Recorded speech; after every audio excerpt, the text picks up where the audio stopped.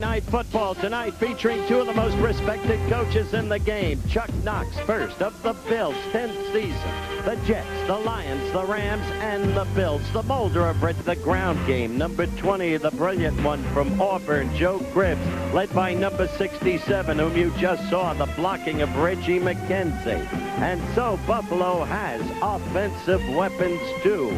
But the opponent, one of the greatest coaches of our time, of all time, Don Shula, tonight, seeking his 200th regular season career victory. Developing David Woodley out of LSU, likes the way he scrambles, says there. And developing, too, the 50-year man from Penn State, Jimmy Cephalo, the wide receiver. But Shula has done something else. He has done a new thing in pro football. He has brought in the great reliever and developed him for that very purpose. The Bruce Sutter of the National Football League, Don Strock. So tonight, it's the Dolphins. A Goodyear Blimp Enterprise. It's a perfect night for football. And we're live from the Orange Bowl in Miami, Florida. ABC's NFL Monday Night Football. The Buffalo Bills battling the Miami Dolphins. This ABC Sports exclusive is being brought to you by Datsun, who invite you to test drive the exciting new Nissan Pulsar NX at your Datsun dealers. And by Budweiser. For all you do, this Bud's for you. And by the U.S. Armed Forces. It's a great place to start. Fran Gifford, along with Howard Cosell and Fran Tarkenton. And Howard, quickly warm up your size 7 1/8 computer and run down the overall AFC picture for us. We'll try to simplify it for you. Those 5 teams have clinched playoff berths. Miami is in blue to emphasize that it's an important game for them tonight. We'll get to that in a moment. Let's go on. These teams are still eligible. Buffalo in blue, if they win tonight, they clinch a playoff berth. So a critical game for the Bills. And then those teams eliminated. Now, why is tonight important for Miami? If they can win tonight, win their next game, they get the home field advantage throughout the playoffs. Skipper, we're ready for the kickoff. And we will try to explain why a little later on, because at the moment, as you saw, the Raiders on top of the AFC with a 7-1 mark. They'll play San Diego next Sunday. Set to go. The Bills will kick off. The Dolphins will receive. A friend Herrera to put it in play. That's Fulton Walker. A year ago, he returned one 90 yards against the Bills for a touchdown. The man could fly. Set to go. Big game for both ball clubs in a 9-game season. Herrera. High kick that carries into the end zone. Deep for Herrera. Fulton Walker will stay there. It'll be 1st and 10 at the 20-yard line. And we'll watch as David Woodley opens for the Miami Dolphins. I say open because if you follow these Dolphins, you know that they'll switch around. If he's not going well, they'll bring in Don Strock, as they did last week, who engineered a victory over the Jets.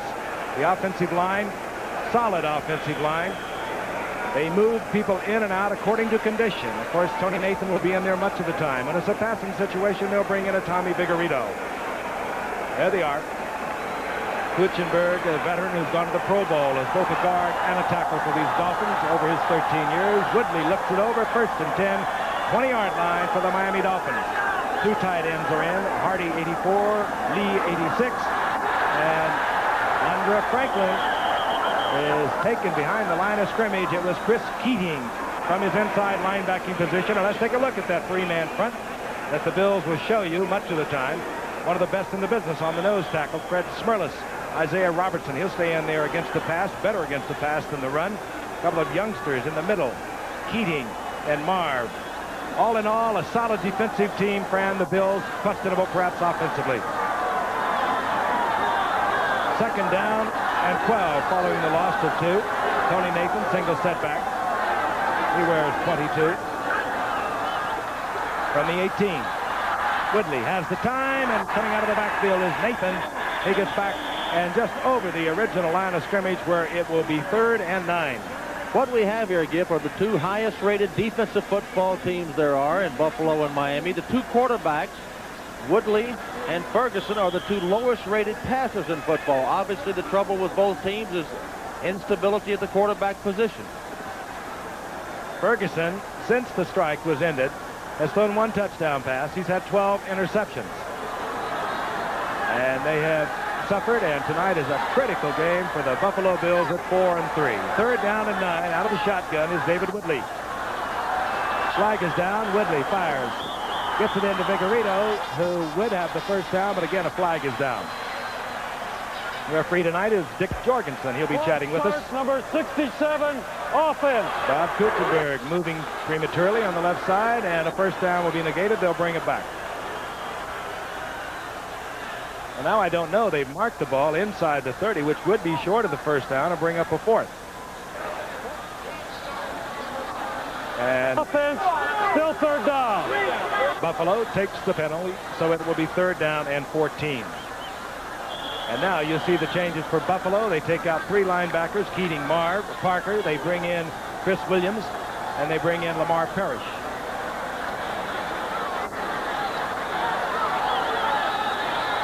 And for the Dolphins, they bring in Joe Rose. He is the receiving tight end. Vigorito in the backfield, number 32, the receiving back out of the backfield. Woodley going for Rose. And a collision downfield on an uncatchable ball, no flag. Steve Freeman, good position on Joe Rose. The ball thrown on the opposite side of Rose, uncatchable. It was not catchable, Giff, and really they could have called offensive pass interference against Rose because he knocked Steve Freeman down. The fans here kind of looked at it the other way, but that's the way it was, Howard. Yes. Orison on fourth down. Robert Holt is dropping, and depending upon the kick, Buffalo ought to have good field position because Holt has positioned himself at his own 43-yard line. Orris, a high kicker, not a long kicker, second-year man out of Ohio State. It hangs up, doesn't turn over, and this will be Holt from the 42.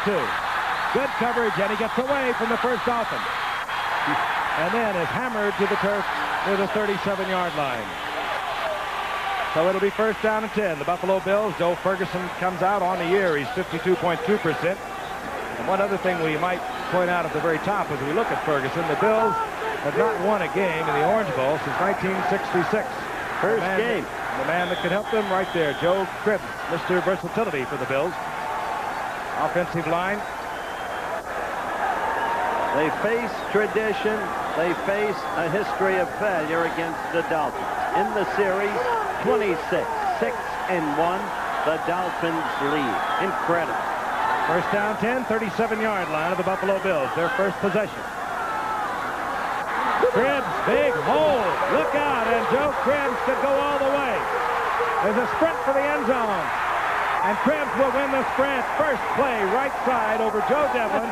John Borchardt, big gaping hole. Touchdown, Buffalo. No problem for Ferguson there, Fred. Well, can you believe this? This will break tradition in a hurry. Yes, indeed. Simple handoff, zone block, and there's Reggie McKenzie coming around and throwing the block. There's Leaks throwing a block, and then it's a foot race between Don McNeil. Here comes Gerald Small. He almost catches him from the back, but he didn't. 63-yard touchdown for Joe Cribbs. Very first play of the game, and you're right, you picked it up.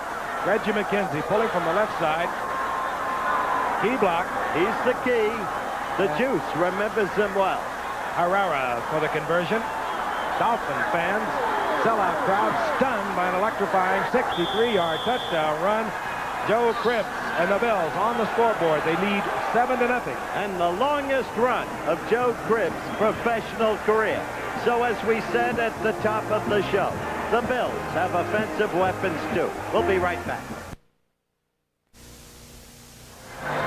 That's number 20, Joe Cribbs out of Auburn. Joe, I know Ralph Wilson, your owner, isn't here tonight. Laid up sick just a few miles north of here. But I know you want more money, and you just proved you may be entitled to it. Ralph will love to hear that. Right. Holden Walker deep once again for Miami. He was there a short while ago, as you recall. Herrera to kick off. Bills out on top, 7-0. Flag is down. The Bills were offside of the kickoff. Walker should take a chance no matter what, and he does not. Apparently not seeing the flag. One would suspect the Bills will be backed up and kick from the 30. They were way ahead of Herrera on the kickoff. 1 point, Giff, as we start this game. Listen to the penalty. The Buffalo Bills have the win at their back. It's a pretty strong win. They need to score points while they have the win at their back. As you saw the kickoff go out of almost out of the end zone. Offside, number 51, kicking team. 5-yard penalty, re-kick. Wind or no wind, Fran, I've never seen Herrera get this distance. To me, Herrera has been a consequential pass receiver in the Jack Patera scheme of things. Well, he threw passes. He caught passes from faking field goals, and he's done it here with Buffalo already. The bank president is our referee, Frank. Calm, composed man. And a good one, he is. If you're in the banking business, you've Been got to around be many years. calm and composed. They back it up 5 from the 30-yard line now for Herrera. It should give Walker an opportunity to exercise his speed, and he's got it. Stunning 63-yard touchdown run. First play from the line of scrimmage for the Bills, and the Bills on top 7-0. Not an absolute must game, but a loss tonight will put the Bills in pretty tough shape. They play New England at New England next Sunday. Colton Walker at the goal line. Herrera again with that breeze that Fran spoke of. Kicking off. This time he does not get under it. Walker from the 4-yard line. And Walker works his way out over the 30-yard line at the 32-yard line. Lou Picone defensively there for the Bills, and we'll see Miami now for their second possession of the night. 12:36 remaining in the first quarter, and already the Bills on the scoreboard. As we await Woodley and the Dolphins offense here, it's interesting to note, Howard, that David Woodley is the only starting quarterback in the National Football League that has not thrown for at least 200 yards a game. That's an incredible statistic. Woodley, of course, not the most accurate of throwers. When the Dolphins get in a situation like that, they'll bring in Don Strock, but he gives them that extra dimension because he is the second leading rusher on the Dolphins. 32-yard line. Hardy in motion. Flag is down as Nathan tries the left side and gets about 4 out to the 38-yard line. We'll await the call, but offside. Bills offside. Buffalo encroachment. But Tony Nathan is healthy for the first time this season. He's had a good practice this week. There is one of my guys. What a coach. What a turnaround he did when he came from the Rams to Buffalo. Came in 1978. Here's our call now from Dick. Encroachment, number 62, defense, still first down. Big, strong side linebacker Irvin Parker had his nose across the line of scrimmage. Down remains the same, so it's first down and 5. The ball at the 38-yard line. Nat Moore in the game now, number 89. A lot of people have wondered why they have not seen more of Nat Moore this year. Dolphins all-time leading receiver, top of your screen. Franklin powering, looking for the first down. He could be a little short. Franklin has really given Don Shula the type of fullback that he likes on his offensive unit. Big, strong, get the tough yardage for you. Took great patience, Frank. He was not the big running back at his college, Nebraska, but it took great patience. He came in as a blocking back. The Dolphins had lost their #1 draft choice, the running back, Overstreet. And now Franklin has become, in the manner perhaps of William Andrews, without the same strength and skill, a very important and successful running back. He came in tonight, Howard, with 593 yards. He needs unofficially 82 yards tonight to take over the rushing lead in the NFL. Now I'm told 111 yards he needs. Yeah, Freeman McNeil picked up 82 against Minnesota yesterday, so 111 will put Franklin in the lead in the NFL after 8 games if he can do it tonight. Second down, you saw how much Franklin and Vigorito stay in there together. Now Vigorito flanked out to the left. And Franklin, a single setback. Easy first down to the 45-yard line, and Miami gets their first down. Interesting note there, Frank. Buffalo did not go into a real tight, short yardage defense. They just about said, okay, Miami, we're going to give up the little 1-inch run for the first down, but we don't want you to strike quick on us and hit a long pass, which Shula's very capable of calling in that situation. Sellout crowd, 75,000 plus. The game is not sold out in time to lift the blackout, so it is blacked out in the Miami area, and that, of course, stimulated sales rather vigorously over the past couple of days. First and 10, just over the 45-yard line. The Dolphins trailing 7-0. We're in the first quarter from Miami. Inside handoff to Nathan. Ball's loose. The Bills say they've got it. Bills are saying they have it. Well, I thought I saw. Well, they do have it. Yeah, I thought I saw Dolphin on it, Giff. Tony Nathan coughed it up right over midfield, and the Buffalo Bills will have good field position again, close to their own 49-yard line. Steve Freeman, the safety, came up with it. Similar type play, exactly the same type of play that Joe Cribbs scored on a minute ago. He gets the ball stripped. There's a Dolphin there about to fall on it, but didn't quite get it. He misses it, and there goes Steve Freeman diving in and gets it. Trickled out right between his legs, and the Buffalo Bills, Steve Freeman, gives the Bills great field position, close to midfield. We'll be back with action in a moment. West Virginia tackles Florida State in the Gator Bowl Thursday night on ABC. Fumble football by Tony Nathan. Recovery by the Bills. Freeman, and first down and 10 for Buffalo near midfield. They've only run one offensive play, a 63-yard touchdown, and now Roosevelt leaks. And Roosevelt leaks out inside the 45-yard line. Gain of 7.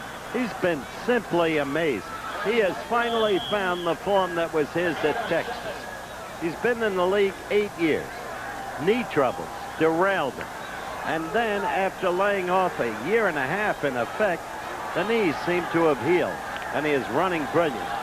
Came a cropper with a critical fumble, first one in 73 carries against Tampa Bay, but running brilliant. Second down 3. Ball near the 43-yard line of the Dolphins. Cribbs. And as he does so well, he pecks along until he finds a little gap, slides through it, gets the first down. If when your quarterback is struggling, as you mentioned about Joe Ferguson, and you said that he's thrown since the strike 12 interceptions and only 1 touchdown.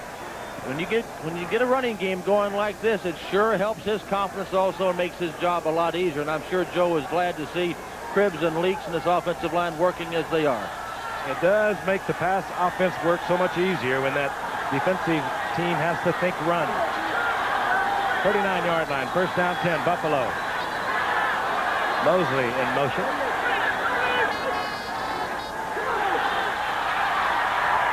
Ferguson, complete to the ancient one, Frank Lewis, and brilliant one, I might add. He'll have the first down. He's been suffering through a series of injuries, a back problem, knee problems, but Lewis gets the first down inside the 30-yard line. Well, the point about Lewis, the man from Grambling, as we look at him, and ISO, and Butler, is that they're both healthy together for the first time in many weeks, and they each had a very good and full week's practice. When you get up to about 35 years old, it helps when you spend a week in the sun, as Buffalo did. They took a week of training here at Vero Beach in Florida, other than Buffalo, on first and 10. Cribbs. And hauled down from behind. Cribbs is taken there by Larry Gordon. The outside linebacker, tough against the run, is Larry Gordon. Fran, you hear what Giff said? When you get to be 35 years old, wouldn't you love to be that again? I'm not far from it, Howard. Not bad if you're a dentist, but when you come across the middle running into safety men, 35 is a little long in the tooth. Giff, we just watched Gordon make the play. The Miami front seven, they are big. A lot of height, a lot of bulk in there. They're probably as good a front seven as there is in football. Lost to 3, second down 13. They mark it just inside the 30-yard line. Lewis, top of your screen. That's Cribbs in motion. Good receiver, Joe Cribbs. They try it up the middle. Roosevelt leaks, and he pops it inside the 25 to the 24, but it'll be third down and long. Third down and 7. Don Shula looking for that 200th win. 4th winningest coach in the history of this game. More importantly, as an active coach, if he wins his 200th tonight, the only man ahead of him is Tom Landry, himself an extraordinary and brilliant coach. He's at 202, but Tom has coached about 40 games more than Shula, which gives you an idea about Shula. Third down 7. 3 wide receivers. Mosley joins Picone and Butler. And Lewis. And Ferguson doesn't like something. Calls timeout. He said, what did I say it was going to be on? And it could very well have been that. Oh, my goodness, that is a big penalty. I don't think... He tried to call timeout, I think, and he didn't get it in. I don't think Chuck is happy. Offense, still third down. Well, what it does, it jeopardizes field goal position in case they don't make the first down. And if they can get points here, they make it very difficult for Miami to come back, and they're not a passing team. Hard for them to come back from 14 points down or 10. Third down and 12. Shotgun. Flooding the backs and the receivers to the right side. Ferguson. Cribbs short of the first down. Cribbs is hustled back almost to midfield, but it'll be marked at the inside the 26-yard line, well within the range of Efrain Herrera. Don McNeil there defensively for the Dolphins. 7-12 remaining in the first quarter. The clock moving, and Miami leading 7-0. Obviously, the strategy the Knox had then was just try to get the field goal and forget the touchdown. But Herrera has not been kicking field goals with that degree of consistency. He's missed a couple from 34, from 32. He's 5-9. Joined the Bills right after the strike. They bobble this one. That's Kopler, the rookie quarterback. Kopler is going to be close to a first down. He got it.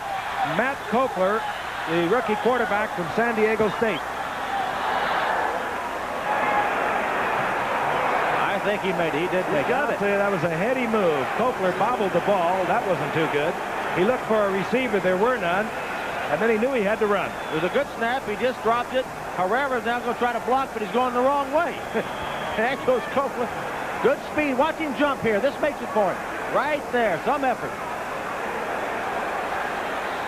Matt Kopler, great passing quarterback at San Diego State. Broke Dennis Shaw's record down there, also the records of Brian Sight, but he was not known as one of your basic runners, and he gets a key first down for the Bills. Keeps it alive at the 16-yard line of Miami. Cribbs, big opening in the middle, and Cribbs barrels to the 10-yard line. Gain of 6. It'll be second down and 4. Friend, in that game plan, they know something about, clearly, about Miami's line. They are pouring through there. What they're doing is attacking the right up the middle of the defense of Miami, and you must think that Will Grant, John Borchardt, and Reggie McKenzie are doing some kind of a job of blowing the middle of Miami's defense out of there. Second down and 4. That's the time remaining in the first quarter. Leaks, another big opening, and Leaks down close to the 5, but a flag is down. Just a comment on the way Miami defense has handled the run game. They will back the Bills up now with the holding call, but while they are second in the NFL overall defense, first against the pass in the American Conference, they are 12th against the run. And that is where Buffalo has been exploiting them tonight. It's a very good comment. Holding, number 53, offense, still second down. Will Grant, right where the hole was open, holding for Buffalo. That Borchardt has become a great offensive lineman out of Montana State, unnoticed. Critical start last year against the Jets. Playoff game. Proved out. Second down, 14.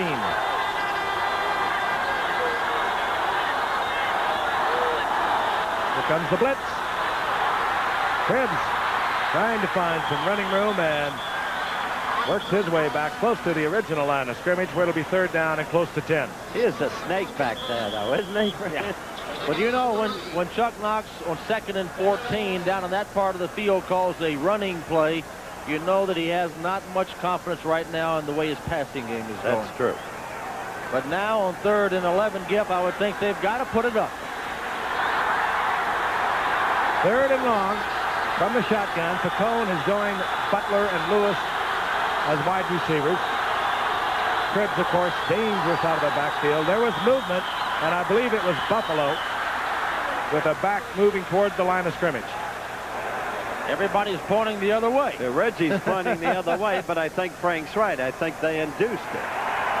Reggie's done a little lobbying. It's all within the rules of the game. Yep, they sure did. The Bills will be backed up once again. There it was. Jack Kemp, by the way, is here tonight with his son Jimmy. And his wife Joanne. Nice to be with them again. I mean the son and the wife. And you notice who the Miami quarterback was there? The son of the coach. His name was George Wilson Jr. Here we go, snap. Number 53, offense, still third down. As a lock tonight, Jack, who's become one of the most consequential congressmen in this country, representing the Republican Party in Erie County, is doing color on radio to Buffer. He's trying to revive the Bills. Would you give him a few hints about that now, Howard, today? Third down, 16. Ball right at the 22-yard line from the shotgun. Ferguson fires it in to the tight end, Bramer. Bramer short of the first down, and we'll have another look at Herrera and Matt Kopler. Frank, that's a giveaway down. I mean, you're in field goal territory anyway. You got to try to get a first down at the very least. Howard, you're telling it like it is. That's exactly right. You should throw for the end zone in that situation. Take your shot at the touchdown. If you miss it, you're well within the field goal range. With the wind in his back, he can double that. That'll be a 33-yard attempt. Repeating Herrera's numbers, he's 5 of 9 of the year. Chips it up, puts it through the uprights, and the Bills move out to a 10-0 lead. 4:16 remaining in the first quarter. The Bills 4-3. The Dolphins 5-2. We'll be back. Television's most awesome achievement premieres Sunday, February 6th, The Winds of War. Orange Bowl in Miami. The Dolphins, with a win tonight and a win next week at Baltimore, would have home field advantage throughout the entire playoffs. We mentioned that at the top of the show. Try to explain a little later on. We get our computer steamed up as to why that situation exists. But right now, there's Fulton Walker awaiting the kickoff of a friend Herrera. 4:16 remains in the first quarter.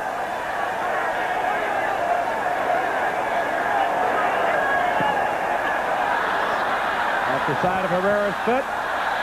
And now Herrera will be kicking from his 30-yard line, and they'll bring it back. I mentioned the Bills have had problems with their kicker. They drafted out of Syracuse in the 7th round a kicker named Gary Anderson, who was 0 for 5 in preseason. They let him go. They brought in Nick Mickemeyer for the first 2 games. Then Herrera got in contract problems out in Seattle, and he was available. And they brought Herrera in, as a matter of fact, the last game before the strike. The Enterprise hovering around with our captain, Don Poskenak, a former quarterback himself at the University of Miami. Our cameraman up there, Charlie Mitchell, and our video technician, Lee Burton. Beautiful night, as I said. We feel for you people around the country that are suffering from some really adverse weather conditions, but I hope we're helping to cheer your night up just a little bit. The Dolphins and the Bills. How long are you staying down here, Cliff? I'll be back tomorrow. Sure would be nice, though. It's been beautiful. Once again, Fulton Walker. Herrera, 5-yard assessment, kicks from the 30. He'll have a hard time reaching the end zone.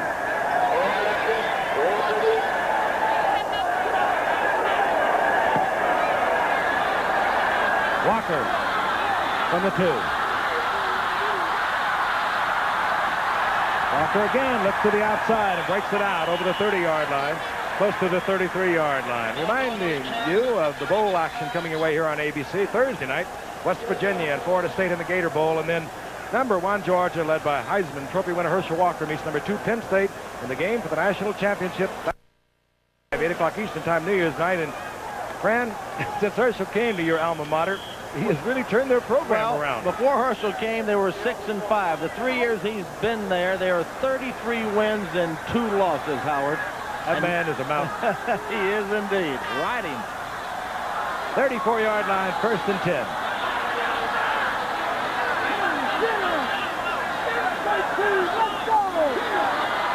Whitney. Duriel Harris. And they say yes. Duriel Harris close to a first down. Now that was well played on both things. Woodley threw the ball well, and Harris came back on the football. He did, and Mario Clark covered it as well as the cornerback did cover it. Perfectly executed offensive play, good defense. That'll help Woodley's confidence, I'm sure. Duriel Harris, one of the more acrobatic receivers in pro football. Doesn't have that great speed, but he can find that opening. You always had receivers who knew how to come back on the football. Gilliam in his good years, Armand, Sammy White too. You know, Fran? I was really blessed with great receivers, and they were smart receivers. And when I scrambled, they ran to me. And you talked about them. Sammy White also, Bob Tucker, a lot of them. Defensively now for the Bills, they're fine. Defensive linebacker Jim Haslett in the lineup. Had orthoscopic knee surgery 4 weeks ago, and they were concerned whether or not they should try and bring him back, but he's worked well in practice, particularly this past week at Vero Beach, where it's been a little warmer than it would be in Buffalo. He's in there, and of course Shane Nelson, their great inside linebacker, gone for the season following this year's first game. So they've had to make adjustments. You saw how much, second down and inches. Nathan stacked up, but he's to the 45-yard line for a first down. And speaking of the Sugar Bowl, Howard, one of our friends and pals and great production man, Chuck Howard, will be there. And he had himself a tragedy. A very great tragedy. His dad suffered a heart attack, passed away. And, of course, everybody at ABC extends our deepest sympathies to Chuck, to everybody in the family. But Chuck's a soldier, and he'll be producing the Sugar Bowl game. First down and 10, 45-yard line. 2:45, the clock is moving here in the first quarter, and the Bills on top 10-0. Rolled out by Woodley. Woodley first down and more before he's colored by Parker inside the 45-yard line, and a flag goes down, and Parker might have got a little overly aggressive with Woodley. He clearly did. That will be paced off. Well, let's watch. Here's a typical Shula play. Luke uses the running ability of Woodley. He had a receiver deep. He's going to go out of bounds. Let's watch Parker. Yep, he got a little overzealous there, and they threw the flag, and they tacked on 15 more. But, Howard, I love to see a Shula game plan. He's down 10-0, but he's not panicking. He's not throwing long passes. He's running the ball, the short passes, and keeps the drive going. You're exactly right. Personal foul, unnecessary roughness, out of bounds, number 62, defense. First down. In that vein, Fran, let me tell a quick story. It's right before the opening game. Miami against the Jets, Shea Stadium. Shula asks for a meeting with the officials. He says, gentlemen, I have two things to ask you. One, remember that a quarterback out of the shotgun can become a receiver. Then the official said, what's the second thing? He said, don't tell the Jets. And, of course, Nathan threw to Woodley, who had taken the shotgun, giving it to Nathan. Woodley touchdown. That's Shula. First down, 10, Franklin. Close to the 26-yard line for a gain of 3, perhaps 4. Call it second down and 6. True story, Gift. I know. The man is always working, always in the middle of the game. But he's smart. He says you don't beat the Jets or any team on gimmicks. You beat them on good, solid football. Remember, he lost the Super Bowl game to the Jets, January 12, 1969. His late owner, Carol Rosenblum, said he couldn't win the big one. But he's won since then. Second down, 6. Woodley, timing pattern, and it will be picked off. Intended for Vigorito.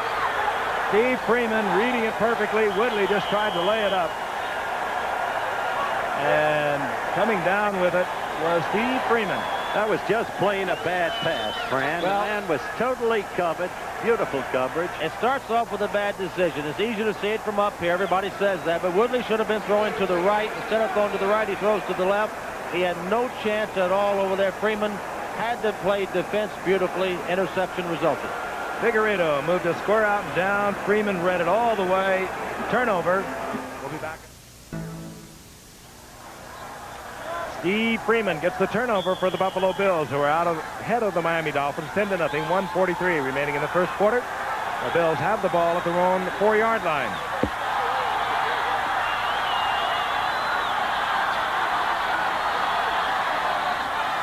Roosevelt leaks over the 5, close to the 7-yard line, and he's driven back. Second down and 7. Now the Dolphins want two things here, Giff. They want to keep Buffalo pinned down there. They like the first quarter to run out, so Buffalo would have to punt against the win, and it's a pretty good win, and then they would have good field position to try it again.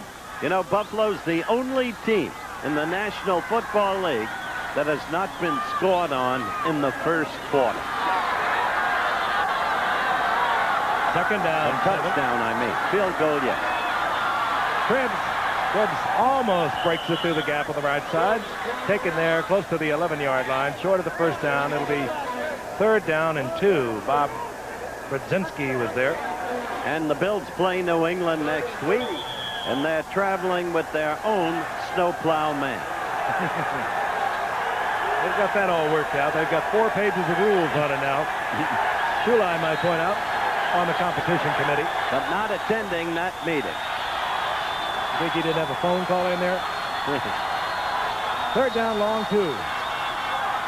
Cribbs following Leaks. He gets a block from Leaks. And bobbles the football, but I think he was down. Yes, he'll have the first down. They have marked it close to the 16-yard line. If I'm talking to a lot of the Dolphin players, they thought the key was Joe Ferguson. They said Joe Ferguson can get rattled. He can have great games, but he can go the other direction. So far tonight, really, Joe Ferguson hasn't been a factor. Chuck Knox has taken the game away from him. He said, Joe, hand the ball off to Cribbs and Leaks, and that's what they've been doing. Hey, that can't happen. We saw him a year ago. He was 20 of 29, 338 yards, 3 touchdowns, and won over Miami 31-21 in Buffalo. Earlier this year, he was 12 of 28, 140 yards, and 5 interceptions against Miami. He can be erratic. Into the first quarter, we'll be back.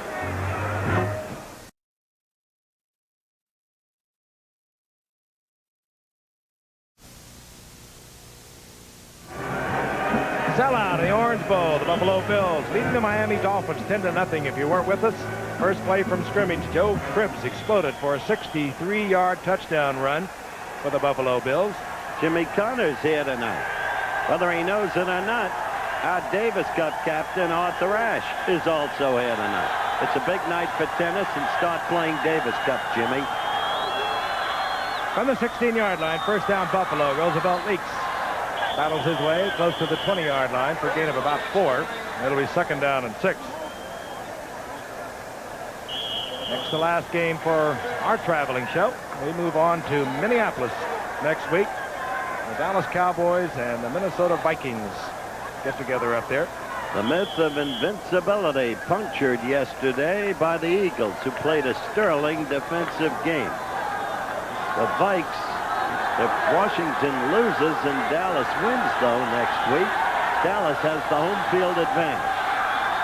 2nd down 4, Buffalo. Inside their own 20-yard line. Cribbs. And Cribbs is taken by 1 foot there by Bocamper. Short of the first down at the 23-yard line. It'll be 3rd down and 3. And we get the change-ups offensively for the Bills as they bring in their passing unit. That means Lou Picone, another wide receiver, joins Jerry Butler and Frank Lewis. And the Dolphins bring out a pair of linebackers. But in this situation, Giff, they've been running, but now they're in the shotgun, so you think they're going to throw for it.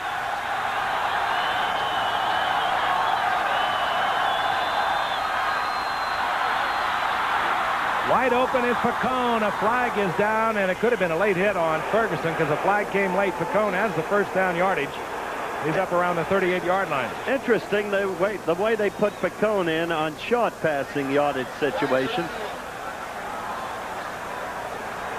Frank was right on the call.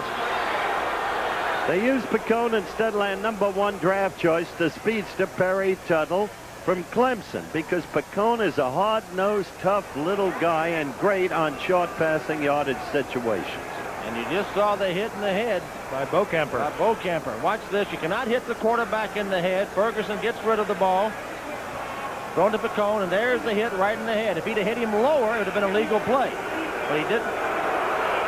And the first down yardage obtained by Picone. The penalty tacked on, and the first down for the Bills with a 10-0 lead is at the 47-yard line of the Miami Dolphins. We are in the early going of the second quarter. Leaks back in along with Cribbs. Setbacks for the Bills. Ferguson puts everyone in the pattern, and he fires it out to the tight end Buster Barnett. And Barnett will pick up yardage Give him 8. It'll be 2nd down and 2. We'll look at the first quarter stats. And it shows domination, rushing yards and total yards. And rushing has been the key by Buffalo. Turnovers costly to Miami. Time of possession, no material difference. And as we've so often said, that's a deceptive statistic anyway. 63 of those rushing yards came in about 5.5 seconds by Joe Cribbs in the first play. We hadn't even warmed up the chair yet. That's correct. 39-yard line. 2nd down and 2. Cribbs. And Cribbs trying the right side for the first down. I believe he'll be short. And it'll be 3rd down and about a yard. Tell you this, if Buffalo can register another score on this drive, Miami is in deep, deep trouble because Buffalo's defenses are very tough to play catch-up football against. Buffalo has the best rated defense in the National Football League this year. They've only allowed 42% completions against them. That is far and away the best in the league. Tim Vogler, number 65, works on the right side as a tight end type.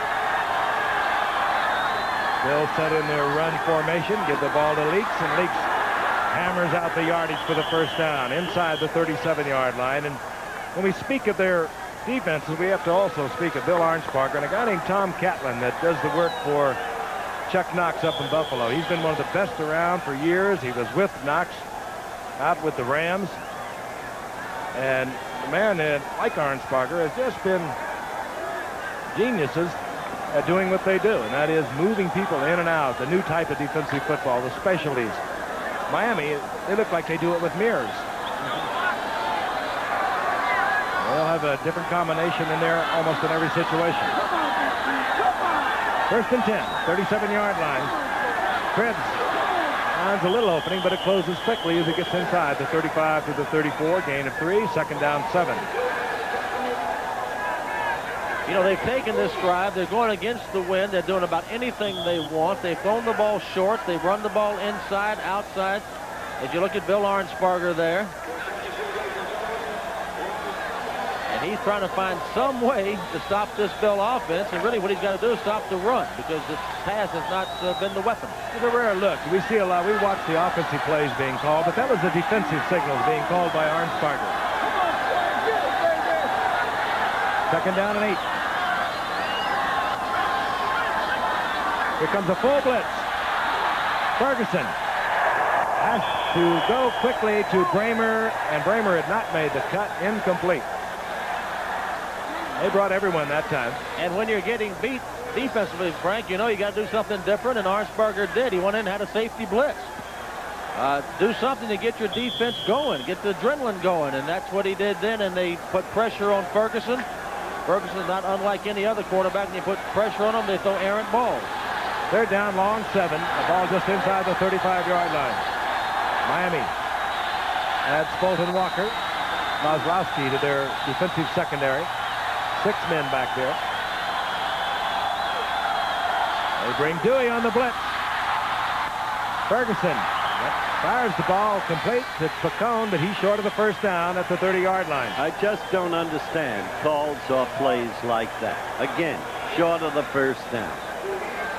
Well, he only needed 7 yards, and he ran about a 4-yard pattern, an outside receiver, and you got to run deeper than that. Great coverage by Gerald Small to prevent the first down. And for Herrera, it's going to be something like a 47-yard effort, 48-yard effort.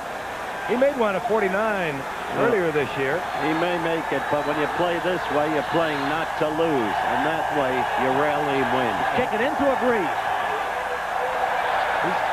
It's tall enough, but it hits the crossbar and bounces back into the end zone. No good. And the line of scrimmage for the Dolphins will be the 30-yard line. Herrera had it up enough, hooked it just a little bit to the left, and as Fran mentioned, into the breeze. That will emphasize any kind of hook you might have going. 10-0, the Bills lead.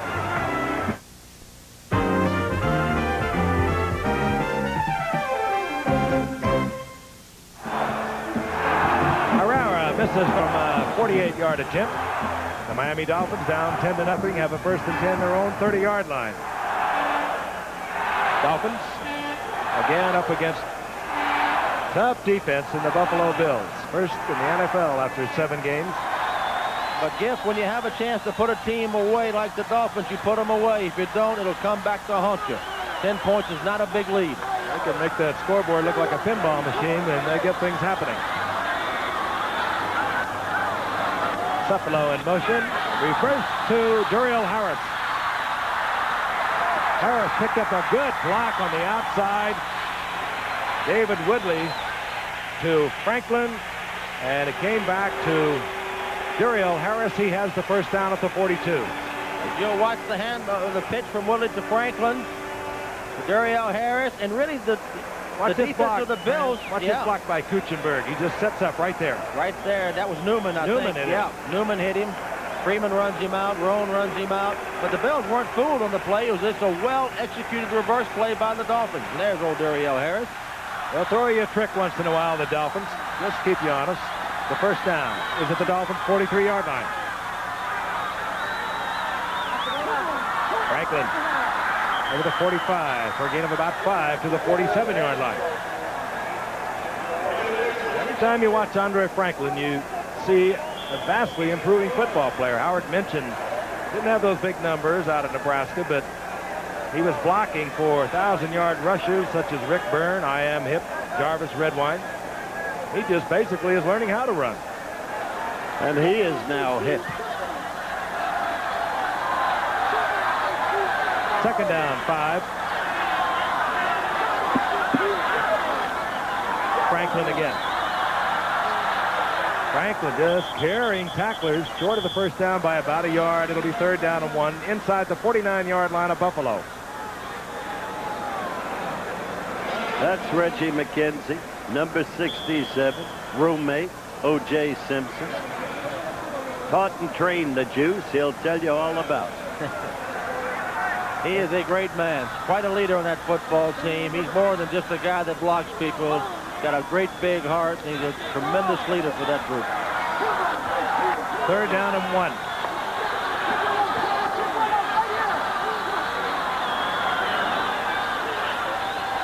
Oh, big hole opens up over the left side. Dwight Stevenson and Bob Kuchenberg occupy that area. The offensive line for Miami. First down inside the 41. All right, watch the Miami offensive line work here. Watch Kuchenberg coming around and trapping the middle linebacker. There he is. He puts him right down. I think he had a little help by pulling him down. And there goes Franklin for the easy first down. So watch Kuchenberg work there. Remember what Bob Lilly, the great all-pro tackle Hall of Famer from Dallas, said Kuchenberg's the finest offensive lineman I've ever played against. He's something. Started his whole career, now 13 years long, as a free agent. Lovely cross block. Woodley going deep. And did he get it? Yes, he did. Cephalo, tremendous effort. Comes down with the football. Simpson was down there with him. That was a great catch. It when you play not to lose, almost invariably you lose. And that's what's happened on this drive in the wake of Buffalo's conservative. All right, watch this. Does Cephalo interfere or not? Let's watch. Did he push him with his left hand? Might have. I thought he had a little push with the left hand to get himself in position. Great play. Not a criticism of Cephalo. Very good play. The only way he could have caught the ball was to give that shove. Now, I know Giff never did that when he was playing receiver, but Cephalo might have just given him a little shove to get in position to catch the ball. Well, all I know not, it was one of your great catches. He had to turn completely around, look back into the lights, and he gets the first down. Goal to go, just outside the 1-yard line. This game turned on the conservatism of Buffalo.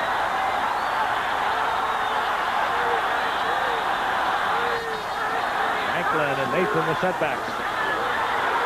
Nathan hurdles into the end zone, and Miami's on the scoreboard. 6:48 remaining in the first quarter. The Dolphins and their head coach Shula, they never know they're ever out of it.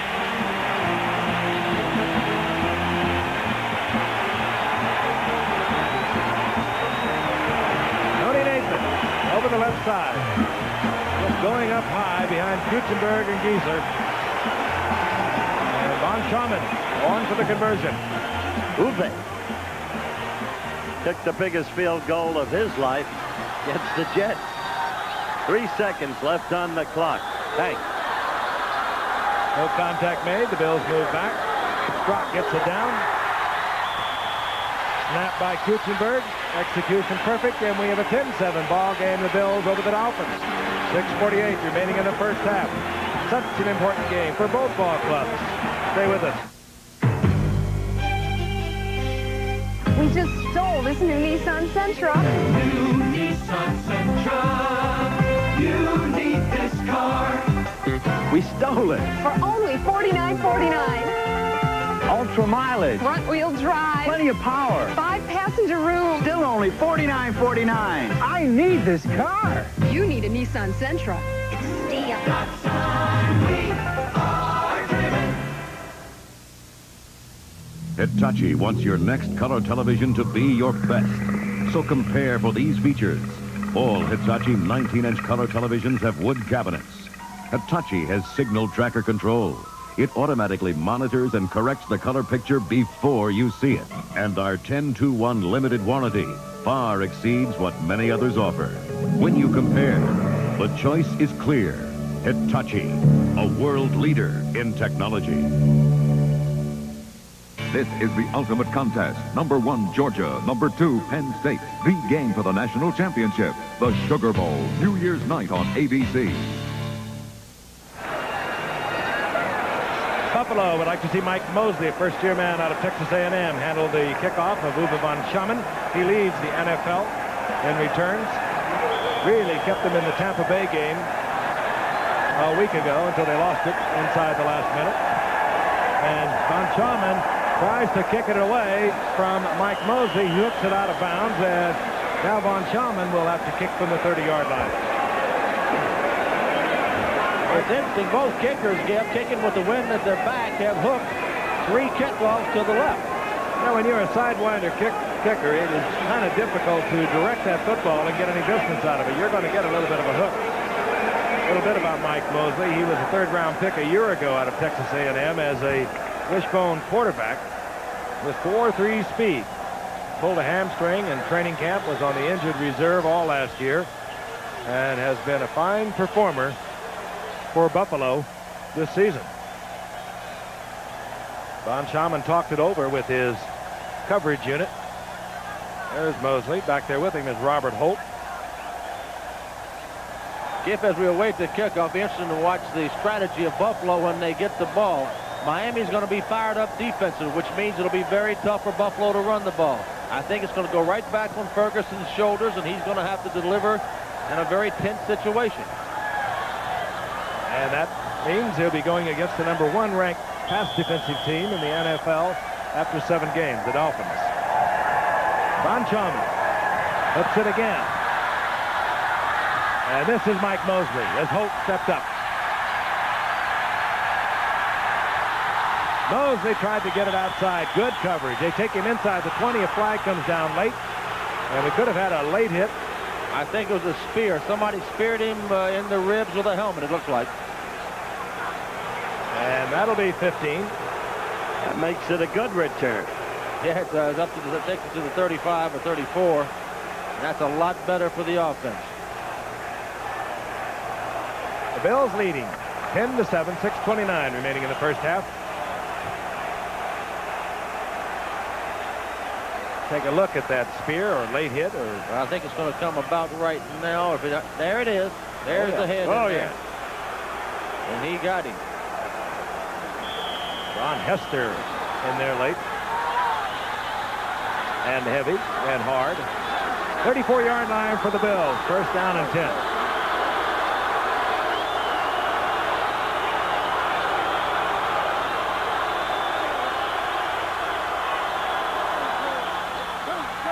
Joe Cribbs, left side. Not much happening there behind Ken Jones with McKenzie. Give him a yard. It'll be 2nd down and 9. Well, you see exactly what Fran said earlier. Now they're closing down on the run. The momentum has changed because of the way Buffalo failed to capitalize on its last offensive drive. And it's going to be up to Ferguson, and I'm not sure that Joe is up to it the way he's been playing. He's going to have to throw here, no question about it, Howard. Lewis split to the right. Butler, the speedster, top of your screen. Miami showing blitz. Cornerbacks creeping up. Now they drop out. Ferguson tried to get it to Bramer. Incomplete. It'll be 3rd down and 9, and we're going to pause 5 seconds and allow our stations along the line identify themselves. WJLA TV serving the district, Maryland and Virginia. Back in the Orange Bowl, Frank Gifford, Howard Cosell, Fran Tarkenton. Buffalo Bills over the Dolphins 10-7. The Bills broke on top, 63-yard touchdown run. Joe Cribbs on the very first offensive play. They added 3 more points off the toe of the friend Herrera. And the Dolphins have come back to bring it to within 3 points with 5:43 remaining in the first half. 3rd down and 9 for the Bills. They're at their own 35-yard line. Dolphins again show blitz, and this time they bring it. Ferguson tried to get to Picone, and Picone was all tied up with Don McNeil. No flags. It'll be 4th down. As we said, friend. Well, it's interesting. The Dolphins were very candid about it. They said if we can put pressure on Joe Ferguson, we'll shake him up and he won't hit receivers. Right there, he just threw 2 very errant balls, didn't even come close to the receivers, and old Mo has shifted over to the Dolphins. Tommy Vigorito, dangerous return man. Had a 59-yard touchdown run against the Jets in the Dolphins' victory over the Jets early in the year. Greg Cater, he kicks it high, never kicks it far, but you don't get many runbacks. Vigorito covers his own bobble inside the 30-yard line. 1st down and 10, Miami. Fairly good field position, 5:27 remaining in the half. And David Woodley brings the Dolphins back out onto the field. 34-yard punt. Not too impressive, but again, no run back. We'll be right back.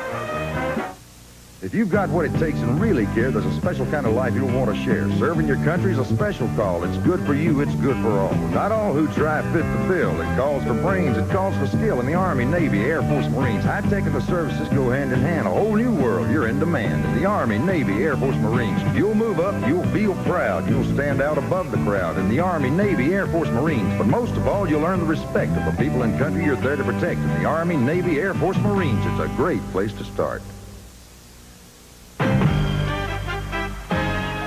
You can't argue with success. Nissan Motor Corporation's 9.9 annual percentage rate truck financing is saving buyers money. And now we're extending 9.9. So you can still save from $900 to over $1,500 in finance charges alone on any new Datsun truck. So join the crowd while we still have trucks and you still have time. We are driven. Friday. No one escapes the terror of the Ivory 8. What a great night to be blimping around here in Miami. The old Enterprise hovering up there. Beautiful weather.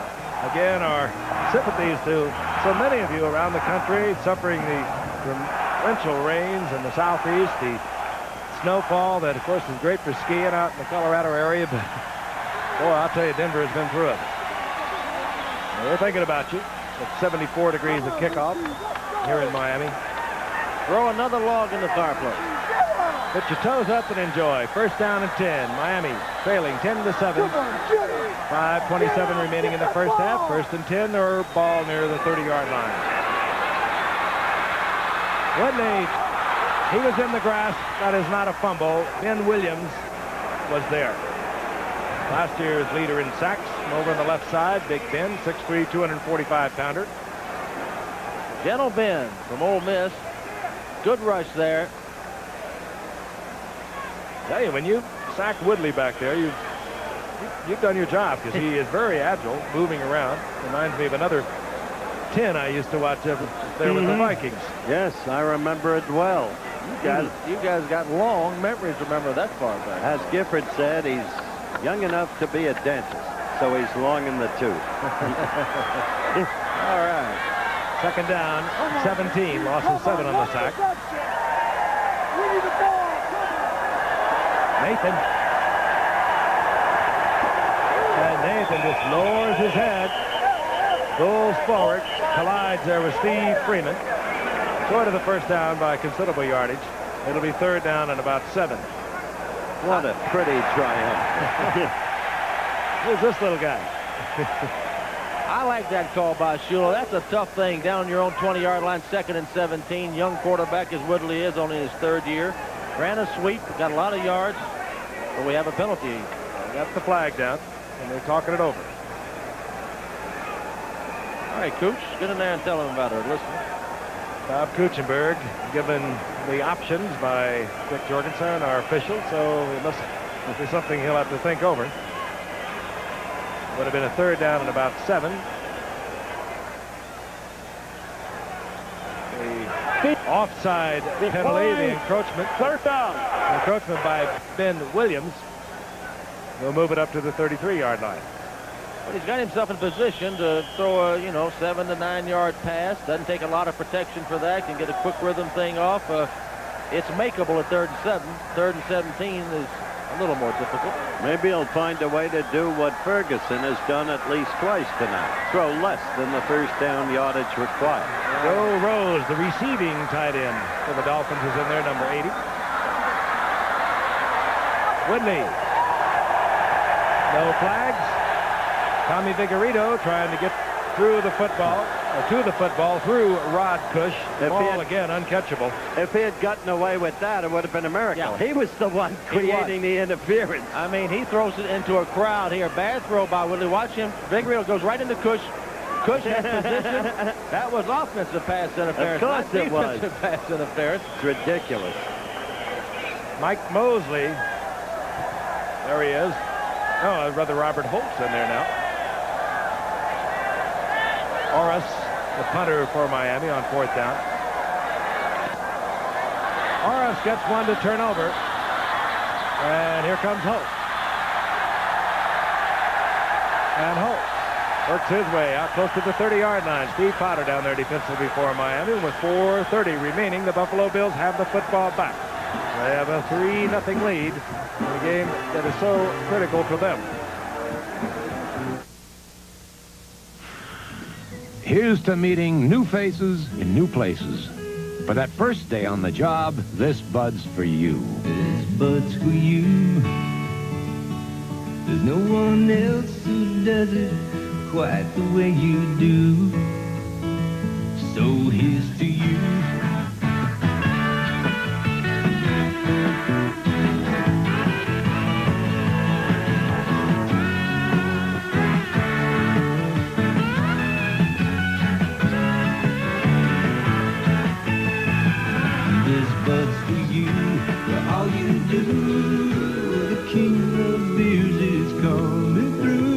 Yeah, just for you. That distinctively clean, crisp taste that says Budweiser.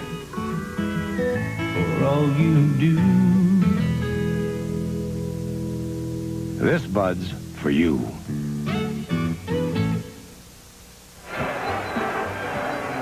The Buffalo Bills have a 1st down and 10. The ball just inside their own 30-yard line. Gift, they've been running on 1st down every time. They need to loosen it up. A good play here would be a pass on 1st down. Let's see if they do it. Jerry Butler, speedy wide receiver, top of your screen. He's the deep man. Frank Lewis is split to Ferguson's right. Play action. Wants Butler and has to settle underneath to the tight end, Bramer. Bramer close to a 1st down, depending upon where they mark it, and he's got it. I think he is going to pick it up. Francis connected. That guy. Well, when you have the running game that they have, and Miami's got to respect it, on 1st down, they've got to play the run. You don't get the pass rush. You don't get the pass defense. It's a very good call. Good going, Chuck Knox. And a broad the 1st down. In broad perspective, they've got to reestablish some offensive momentum. They gave it away and led to Miami's only touchdown. 3:45. The clock is moving here in the 1st half. Bills on top, 10-7. 1st down and 10. Inside handoff, Joe Cribbs. And Cribbs struggles for about 3. It'll be 2nd down and 7 as they'll mark it close to the 43-yard line. They ought to come back with another pass on 1st down, Fran, at that point. Well, it's good to run the ball in this league. You need a running game, but you win it with the pass. That they've established. They've established the running game. Miami got wise to it, started to close it down. Onsparger made adjustments.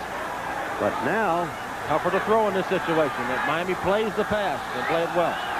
2nd down, 7. Bills near their own 43-yard line. Play action again. Ferguson. Frank Lewis, or rather Butler, near the 40-yard line. He'll have the first down. Here's some player. That kid from Clemson. He is a great player. Watch Butler against McNeil here. He's going to fake him to the inside. Oh, he's just taking him straight outside and just leaves him. Beautiful cut. He's got McNeil beat by 5 yards here. He has so much speed, you'll have to lay off There are things Butler. Frank, you'll remember, there are things you just don't understand. We had Buffalo against Minnesota at Rich Stadium right before the strike. And Minnesota totally dominated the first half, and Buffalo never threw to Butler. Second half, they kept throwing to Butler, and Buffalo came from way behind and bailed the game out. First down, 10.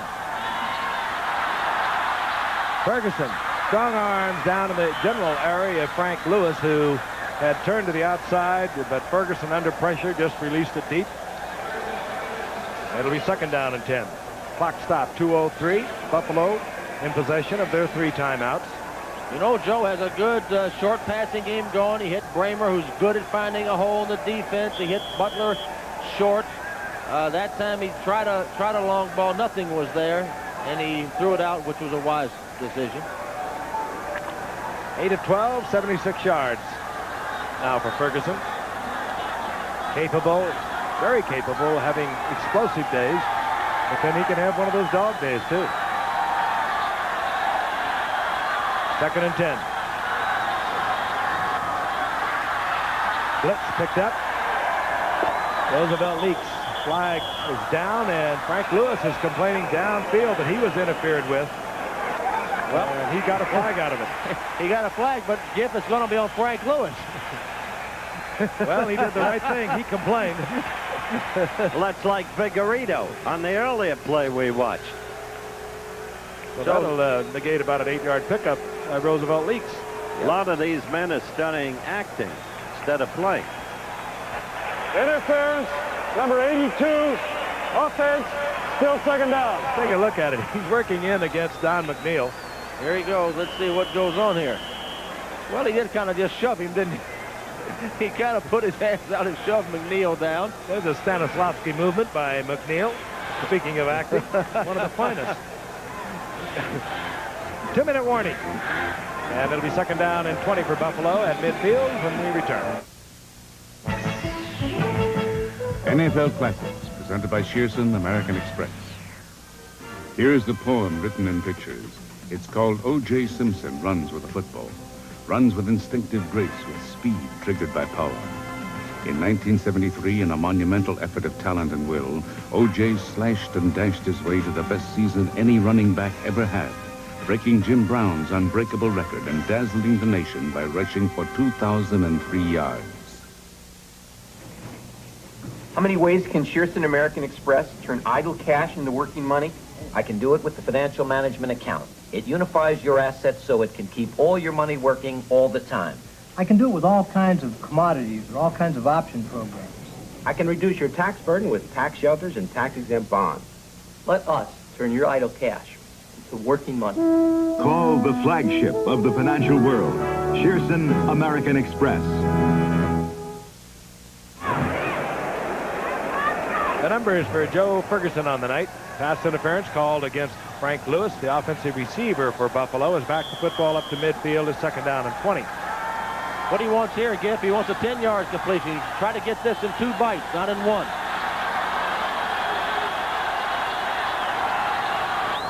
Mark Mosley, step to the right, joins the core of receivers for Ferguson out of the shotgun. The blitz picked up, flag is down, could have holding as Butler comes down with the football for the 10 that Brian spoke of a moment ago. It is holding. Yep, that's too bad for Buffalo because they executed the play perfectly. Butler just beat his man, got open, made a great catch. Ferguson delivered, but the holding penalty nullifies it all. They're working their way back to their own end zone. Second consecutive 10-yarder. Now you say, Coach, send in a second and 30. Illegal use of the hands, number 73, Offense, still second down. Borchardt, the fine right guard. Watch him on the right part of your screen there. 73. He's blocking on 75. Yep, he pushed him back. Working on Doug Better, 75. All right, now it's second and 30. Send in a play, coach. I don't know what to call. Your theory is the same, though. Get a piece of it. Get 15, maybe, this time. 6 defensive backs in for the Dolphins. And picked off. Fulton Walker got the deflection. Also going up for it, Blackwood, I think, deflected into the air, and Fulton Walker gets his 3rd interception of the year for the Dolphins. They have 1:41 on the clock, and they have 3 timeouts. And Joe is angry, but Giff, as you saw, he just kind of threw it up. He just sure threw it into a lot of traffic. Watch here. He throws it down the middle, kind of wobbles and throws it up for grabs, and there's a free safety in there. Gets tipped around by Frank Lewis, and Fulton Walker intercepts, and the Dolphins have a chance. They'll have the football at their own 33-yard line. They trail by 3. The Bills on top 10-7. The Dolphins in possession.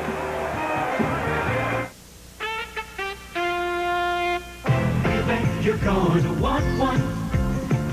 I want one. Introducing the sporty new Nissan Pulsar NX, a whole new look in Hemi Head Road muscle.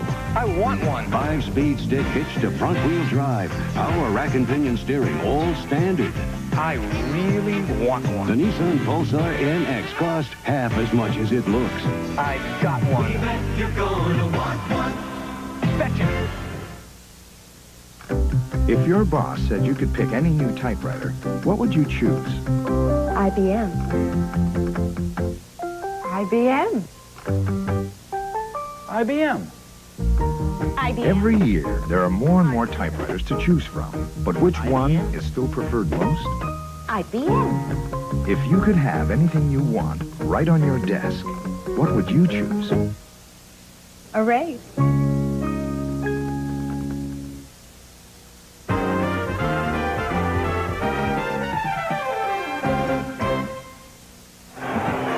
Fulton Walker, a 6th-round draft pick of a year ago out of West Virginia, does a lot of things for Miami in their pass prevent defense.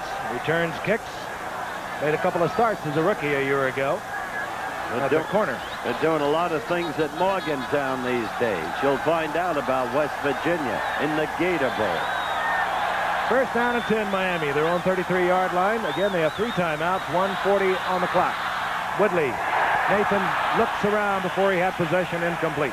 That one you cannot blame Mr. Woodley for. Well, the thing that I like about it, all kind of quarterbacks can throw the football, but a quarterback in reading coverage wants to find the receiver that's got single coverage on him. You cannot double everybody. He found that receiver. He delivered the ball to Nathan, who had beaten Isaiah Robertson, but he dropped it. It'll be 2nd down and 10. Clock stopped, 1:35. Plenty of time for Miami to add at least 3 to tie this game up.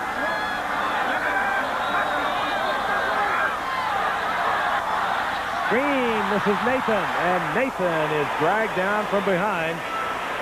Went right back to him. Bill Simpson pulled him down. Hurry up offense now by the Dolphins. They want to preserve their timeouts. They get the 1st down. And now Woodley has second thoughts as the seconds were ticking off to 1:17.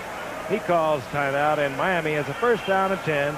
Their own 44-yard line. 1:17 remaining in the 1st half, and they're down by 3.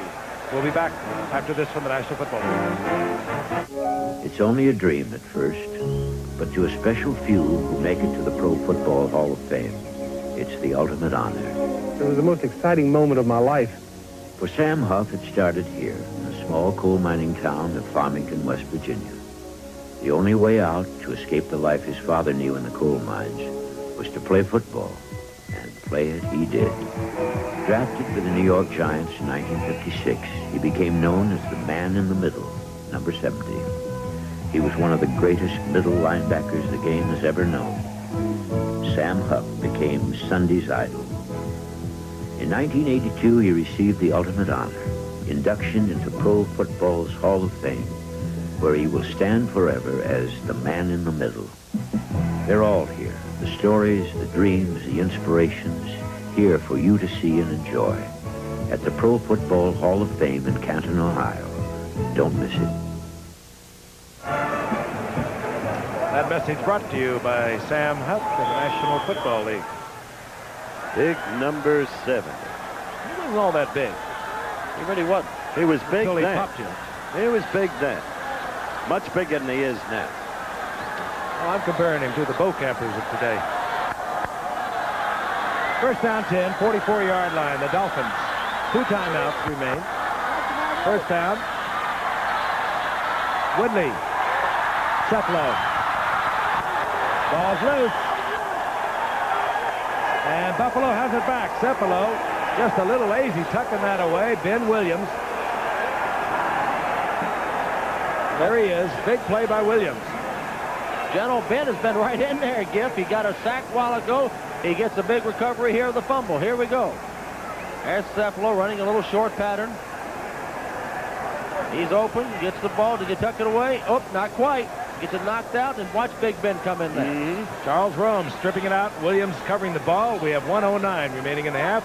These may not be the worst of times, but they are certainly not the best of times. Well, old Joe's got another shot here. Buffalo at the 45-yard line of the Dolphins. Lewis and Pacone split up to the top of your screen. Out to the right is Butler.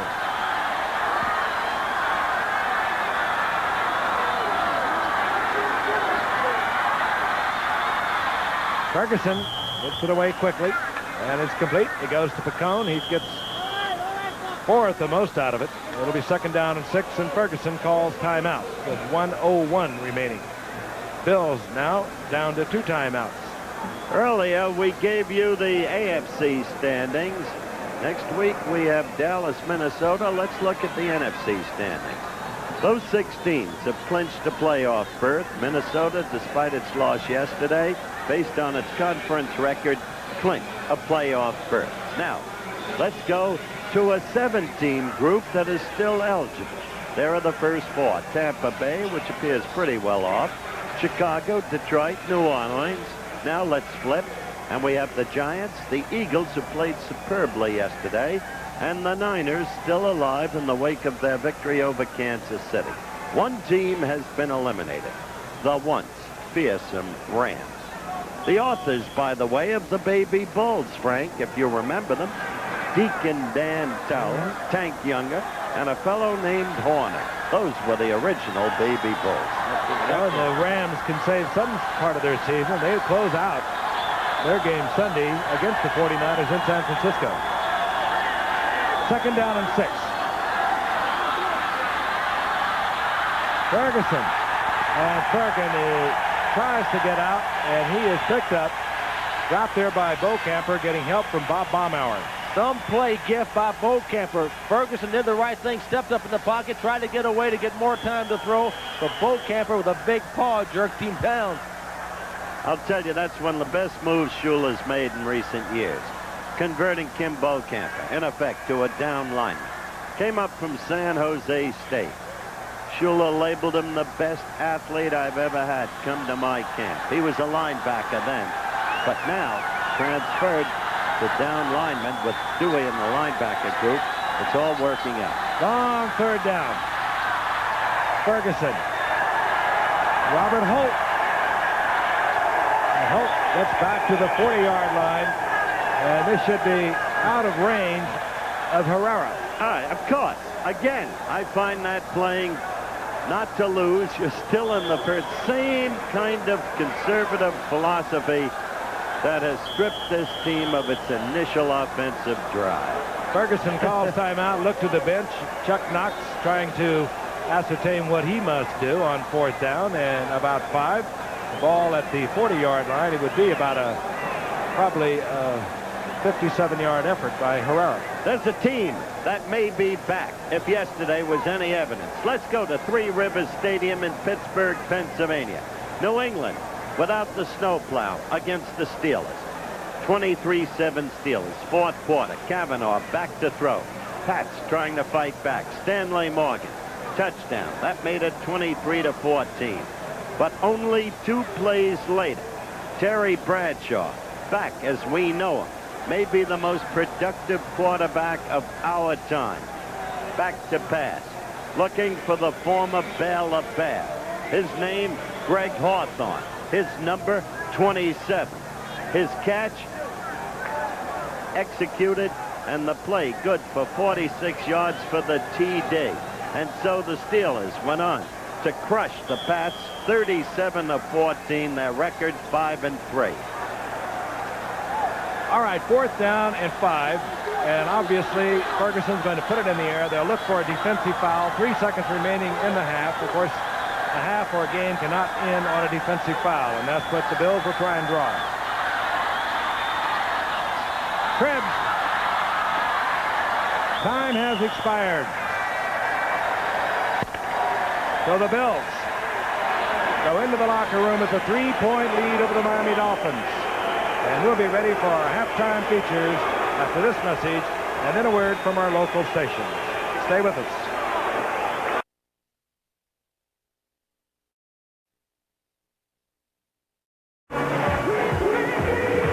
We're back live in the Orange Bowl. Miami, Florida, the halftime score. Buffalo 10, the Dolphins 7. Tonight's halftime features are being brought to you by Merrill Lynch, whose ability to guide you through the intricacies of investing makes them indeed a breed apart. Picking and choosing the right investments requires very careful handling. One wrong move can easily damage the best laid plans. At Merrill Lynch, we know that size and strength can be very valuable. But it is our sensitivity to your investment goals and agility in helping you reach them that makes us what we are. Merrill Lynch, a breed apart.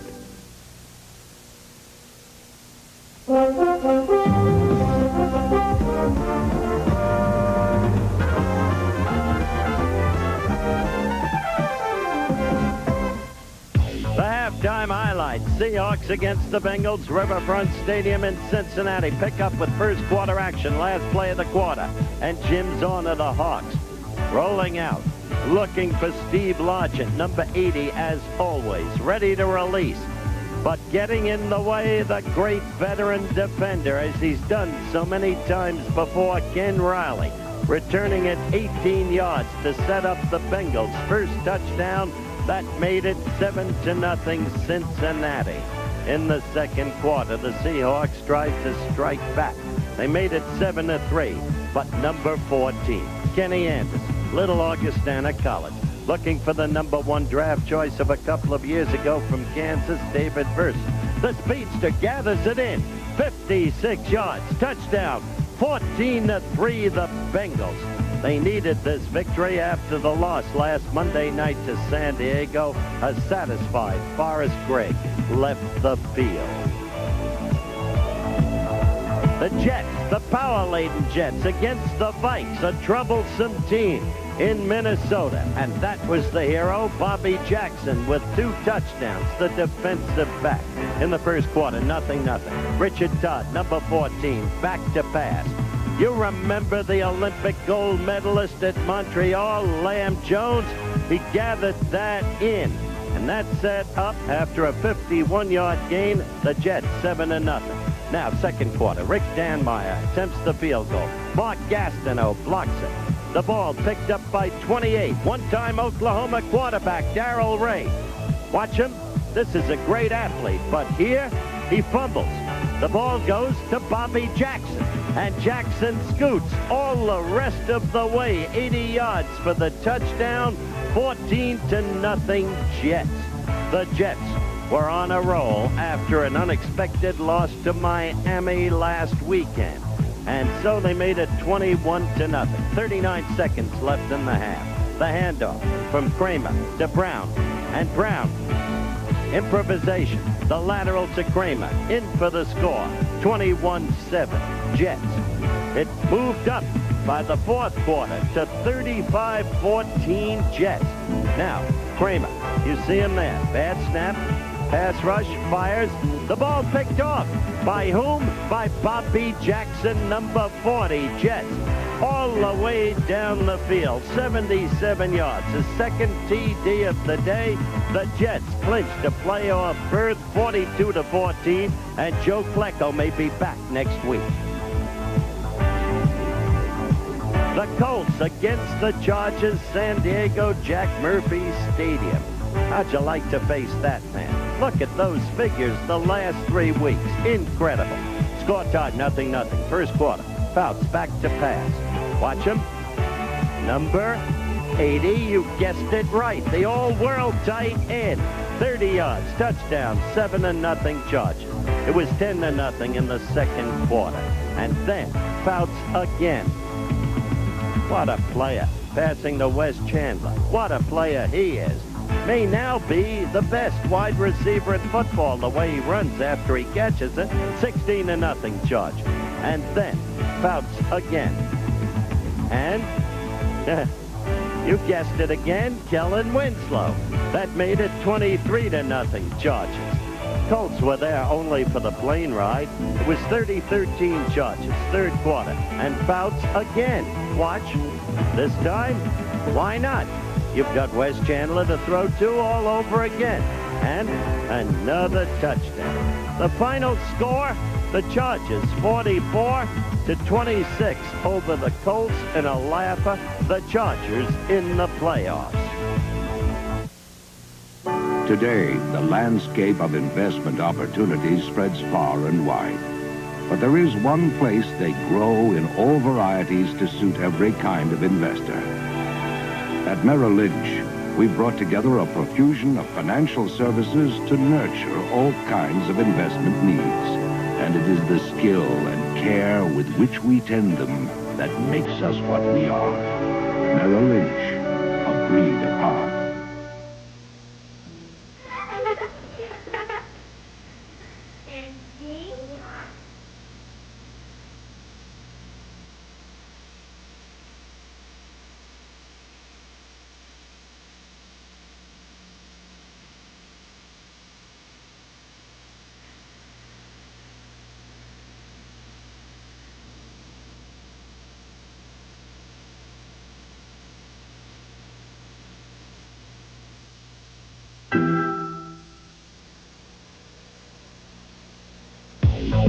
The Pack against the Falcons, coming off a big victory over San Francisco. And the hero of the day, James Lofton, 146 yards on just 3 receptions. The score tied, 0-0 in the first quarter. Dickey handing off to Eddie Lee Ivory, who had a great day. Scored the first touchdown and the second touchdown, too, during the course of the fray, as Green Bay zoomed to first a 7-0 and then a 14-0 lead. Second quarter was 14-7. Lynn Dickey beating a big pass rush, throwing to James Lofton. What speed this man has, Olympic-style speed. That made it 21-7 Green Bay. In the third quarter, the score 21-7. Watch Dickey again. Gets decent protection here, and that's all he needs, because Lofton outspeeds the defenders. There was double coverage. It didn't matter. And so Green Bay went on to win it overwhelmingly, 38-7. Both teams in the playoffs. Then at Busch Stadium, St. Louis, the Giants against the Cardinals. Score tied, 0-0. First quarter. Fake field goal play. Roger Whaley, headed for the Hall of Fame, the great defensive back who's announced his retirement, carries the ball in for the score. 7-0 St. Louis. By the fourth quarter, it was 17-7 St. Louis, but the Giants were to strike back. Scott Bruner throwing to John Missler. Touchdown, 17-14 St. Louis. Then the Giants' next possession, a minute 20 remaining. Scott Bruner again to his favorite target, John Missler. And suddenly, the Giants were ahead, 21-17. Victory seemed to be in the bag. That Missler catch setting up the Giants' second touchdown. But now, St. Louis striking back. Neil Lomax, as the Giants played a prevent defense which prevented nothing. Throwing downfield, 39, Willard Harrell, all the way down to the 6-yard line. Giants claim fumble. Whistles had been blown, and the officials claimed otherwise. So, Lomax had another shot. And he finds number 81, Roy Green, right there. Game-winning touchdown. And so, the Cardinals are in the playoffs, 24-21 over the Giants. And the Giants' hopes are now reduced to a virtual whisper. In 1983, ABC Sports will continue to meet the challenge of excellence with the most outstanding lineup in sports television. The award-winning ABC's Wide World of Sports on Saturday and Sunday. The Professional Bowlers Tour entering its 22nd year. The critically acclaimed ABC Sports Beat with Howard Cosell and more. Plus a bold new concept, the premier season of the United States Football League. We'll continue our tradition of excellence because at ABC Sports, being number one is just the beginning. Final moments of halftime. As you can see, the Buffalo Bills on top of the Miami Dolphins. Critical game for both of them. We'll say more about that a little later. I want to remind you, tomorrow on Good Morning America, 3 former football greats, Tom Harmon, Glenn Davis, Gale Sayers, will be joining David Hartman on Good Morning America. They're part of a week-long series revisiting sports heroes of the past. Good Morning America, tomorrow morning. Once again, halftime score is 10-7 Buffalo over Miami. This ABC Sports exclusive is being brought to you by Budweiser Light. The light beer brewed with quality ingredients and Beechwood aging for a clean, distinctive taste worthy of the king of beers. And by Datsun, who invites you to test drive the exciting new Nissan Pulsar NX at your Datsun dealers. And by IBM. We're dedicated to the office, where it is now and where it will be. We'll be returning to a jam-packed Orange Bowl in just a moment after this message from our stations. Wednesday. I'm not going to write Stephen off. Blake won't believe the worst. On his way to Bali, alone? And it's the chance Alexis needs. You mean that I will comfort you and you will comfort me? It's time to choose. Can we go someplace a little more private? On Dynasty. Hertz announces free gifts that are worth getting, like an autographed O.J. Simpson football with only 1 rental. Forget that sissy stuff. Rent from Hertz just once and walk away with 6 top-name golf balls. Well, rent from Hertz just 6 times and get a 12-inch RCA TV. Now, hold on there, O.J. Let's let the people decide. Rent from Hertz and choose from the kind of quality gifts you'd expect from number 1.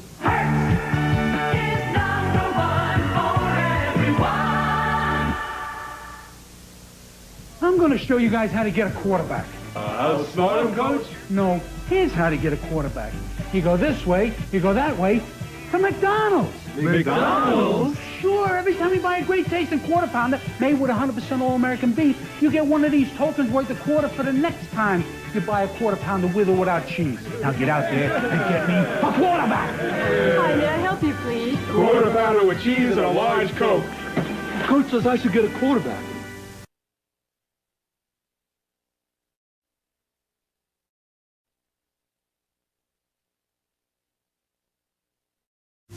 Actor Gary Busey speaks out tomorrow night at 7:30. Joe Ferguson of the Buffalo Bills. They're 4-3. Miami is 5-2. For the Buffalo Bills, a win tonight, they go into the playoffs. If they lose tonight, Pittsburgh, by the way, advances through the playoffs, and Buffalo will have to sweat it out with New England at New England next Sunday. For Miami, a win tonight, a win next Sunday at Baltimore. They have home field advantage throughout the playoffs. You've got to complicate things. I'm looking forward to Tom Harmon, Glenn Davis, Gale Sayers on Good Morning America. Touchdowns in the sky, old-timers. Pretty good old-timers. Out of Bonita High School, Glenn Davis. When I was a little boy, I watched him. He was a 9.5 sprinter. What a player. Was he? In high school. Remember the 1944 Army-Navy game? Navy with the Dick Whitmire team? I don't go back that far. Army winning 23-7. Davis and Blanchard running wild. Pickup kick. Miami hits it. Von Schaman drives Robert Holt deep in the end zone. He'll remain there. Very advisedly so. So it'll be first down and 10 Buffalo at their own 20-yard line. Halftime stats for you. Well, as you can see, in total yardage, Buffalo almost double. Turnovers, Miami giving Buffalo the edge. Time of possession, Buffalo with a big edge, but the score 10-7. Why?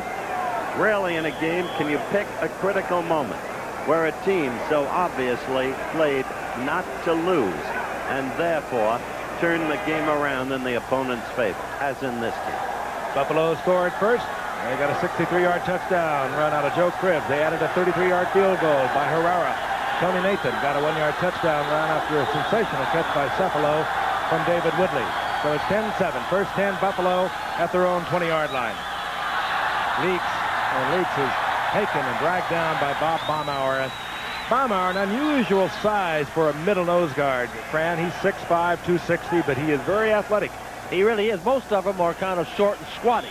But Baumauer just said is a big, tall guy and still handles the position very well. He amazed Frank and me, Fran, at the Monday Night Football Superstar. Oh, didn't he? Great swimmer, surprisingly good runner, not even a bad golfer. He did a lot of things, Frank. And Pro Bowler 2 out of the last 3 years. Second down and 10. Joe Cribbs following Leaks. Cribbs cuts back, works against the grain, and Miami's pursuit is there. A gain of a couple. It'll be third down and 8. Ernie Roan, fine defensive linebacker, made the stop. Giff, when the game started off, Buffalo was running at will, and now Miami has shut off the run as of the middle of the second quarter. They're going to have to go to the pass, and they're not quite willing to do it yet. Third and long is a very tough passing situation against the top pass defense in football. You come back with the same stuff against Donsberger in the second half, you get killed. 3-man front. Now a 4-man as A.J. Dewey drops in. Third down, 7. And incomplete, in and out of the hands of Bramer. He would not have had the first down in any event. Now that's the 4th time this game he didn't throw for even attempted first down yardage. How can you win that way? Well, he threw the ball really behind him. The guy that had the one-on-one coverage in that situation was Joe Cribbs. Again, the job of the quarterback is find the guy with the single coverage. He had it with Cribbs and the linebacker. That would have been a first down. For Miami, an opportunity for good field position. Vigorito right there, standing at his own 39-yard line. Greg Caters, we mentioned before, not a deep punter. He'll kick it high. It'll be tough to return for Vigorito.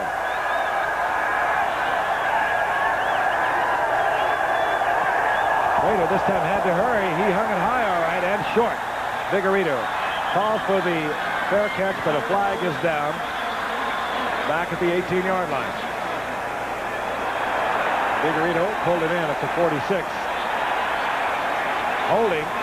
And I'm not sure that Miami will want Buffalo to kick it again. Except they do know, as all these teams know so much about each other, that Cater is not a long kicker. That'll back them up, and I'm sure they'll take the penalty. It looks like they will, Giff, and also he kicks the ball very high. There's a good breeze against him. The wind really affects his kicks. Miami's going to get the ball after this punt if they receive it cleanly inside the 50-yard line. Look at that graphic. It's going to be difficult for the Bills not to shatter their season mark. They've tied their high number of penalties for the season. Here's the call. Holding 52. Offense. Still 4th down. Holding. And they have it backed up now to where Cater will begin his stride into the ball from the end zone. And Vigorito, meanwhile, has moved up to midfield.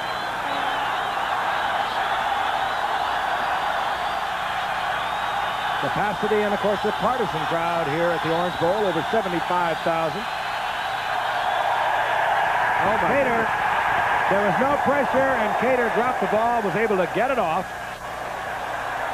And it takes a bit of a Bill bounce, a lucky break that there was no containment man, and I can't believe that on a Don Shula team. Exactly right, Giff. There should have been somebody containing here and going after this situation. Just like we see, we're dropping the ball. They should have tackled him right there. Then they don't feel the ball clearly. What? Two major errors. In any event, the Miami Dolphins, trailing by 3, have the football, their own 49-yard line, 1st and 10.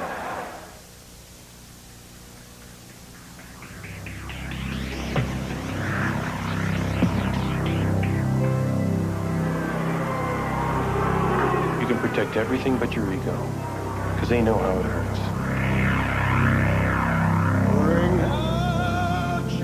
They'll go for it again. The best never comes easy. That's why there's nothing else like it. Budweiser Light.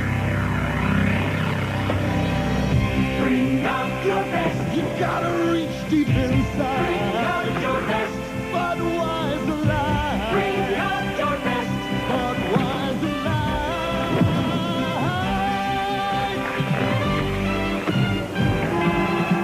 The best. You found it in yourself, and now you found it in the beer you drink.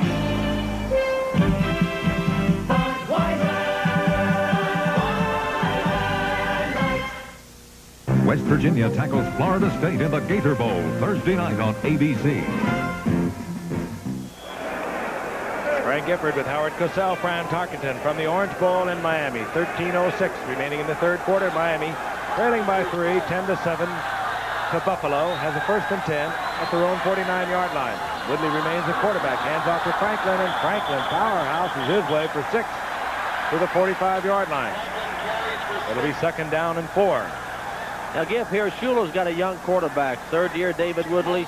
He really has to work on the running game. He's got to get Franklin and Nathan going, the offensive line working. He cannot win with the pass, and he knows that, and that's what he went to, the run. Wide receivers, Nat Moore in the game, split to the left, out to the right, top of your screen, Duriel Harris. 2nd down, 4. Hardy in motion. Nathan, and he just hurdles inside the 40-yard line for a Miami 1st down. A healthy Nathan is about as big an asset as the Dolphins, in view of the quarterback play, can ask for. He is a first-rate running back, and he's got great versatility. He's excellent coming out of the backfield. You'll remember the extraordinary play with the lateral from Harris to Nathan that produced that touchdown for Miami in the classic playoff game against San Diego last year. 1st down, 10, Miami. 40-yard line of Buffalo. Now left is Franklin. Deep penetration. Buffalo also was going to try a flea flicker on that, and they penetrated so deep he couldn't get the lateral back to Woodley, because deep downfield was Duriel Harris. It's about time for them to go back to Woodley as a receiver, getting the ball out of the shotgun, handing off to Tony, letting him find Woodley. Or they could use Woodley here in some kind of a rollout, a bootleg. Nope. There's a loss of almost 2. We'll call it 2nd down and 12. Over the center.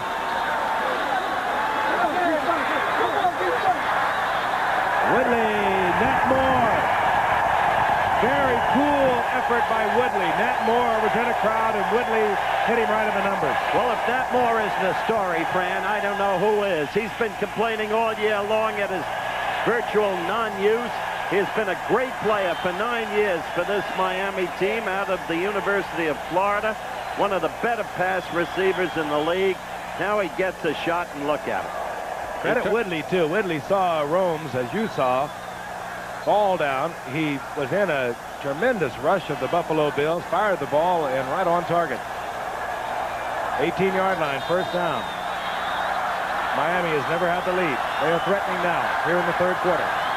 Franklin, single setback. Play action by Woodley. Looking for Harris in the corner. No flag, as Romes got tied up with Duriel Harris, and they both stalled. Here's a nice throw. You look at it yourself. Duriel Harris faking to the inside, running back to the corner. There's Romes. And that's the penalty either on the offense or defense. I think it was defensive pass interference. I do too. However, in the wake of the controversy provoked in the Tampa Bay-Detroit game, I'm certain that the officials are being very cautious on calls either way at this point. 2nd down, 10. Nathan single setback. Williams pressuring, and that one almost picked off. Good position with Steve Freeman. The intended receiver, the big tight end, Bruce Hardy. Well, old Woodley had a great pass completion to Moore, but that is one that old David shouldn't have thrown. As you watch here, they're crossing here. Bruce Hardy's going out, but sneaking on the inside with great position with Steve Freeman. He had the interception, just dropped the ball. 3rd down and 10. Vigorito comes in. They fancy him as being a better receiver out of the backfield than Nathan. By the way, each team noticeably does not have an exceptional tight end. Both weak at that position. 3rd down and 10, 18-yard line of the Bills from the shotgun. Woodley, Vigorito was wide open and just off his fingertips. He stands only 5'10", and he just could not get up for it. And we'll see Von Schaman. I know that's frustrating to the Dolphins and to Shula. Watch Vigorito here. Lets Dario Harris clear out, then he comes, and nobody's there. They had a blown coverage, obviously. Woodley saw him, but didn't get the ball to him. And they have to settle for an attempted field goal. David was under some pressure there, but a professional quarterback, you expect that ball easily. Von Schaman, 26, look at a 36-yard attempt.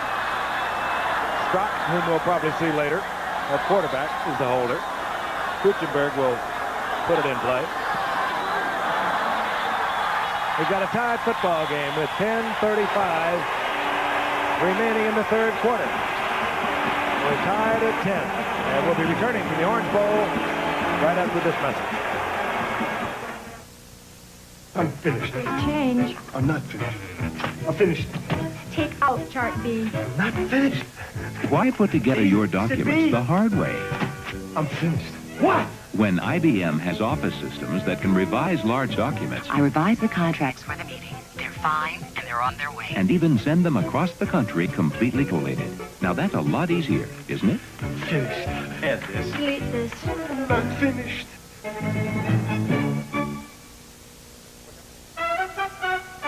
Take off with the most exhilarating new car of the year, the Datsun Turbo ZX. Now available with 5-speed in 2 or 4-seater. The 5-speed Turbo ZX. This year, shift into something awesome.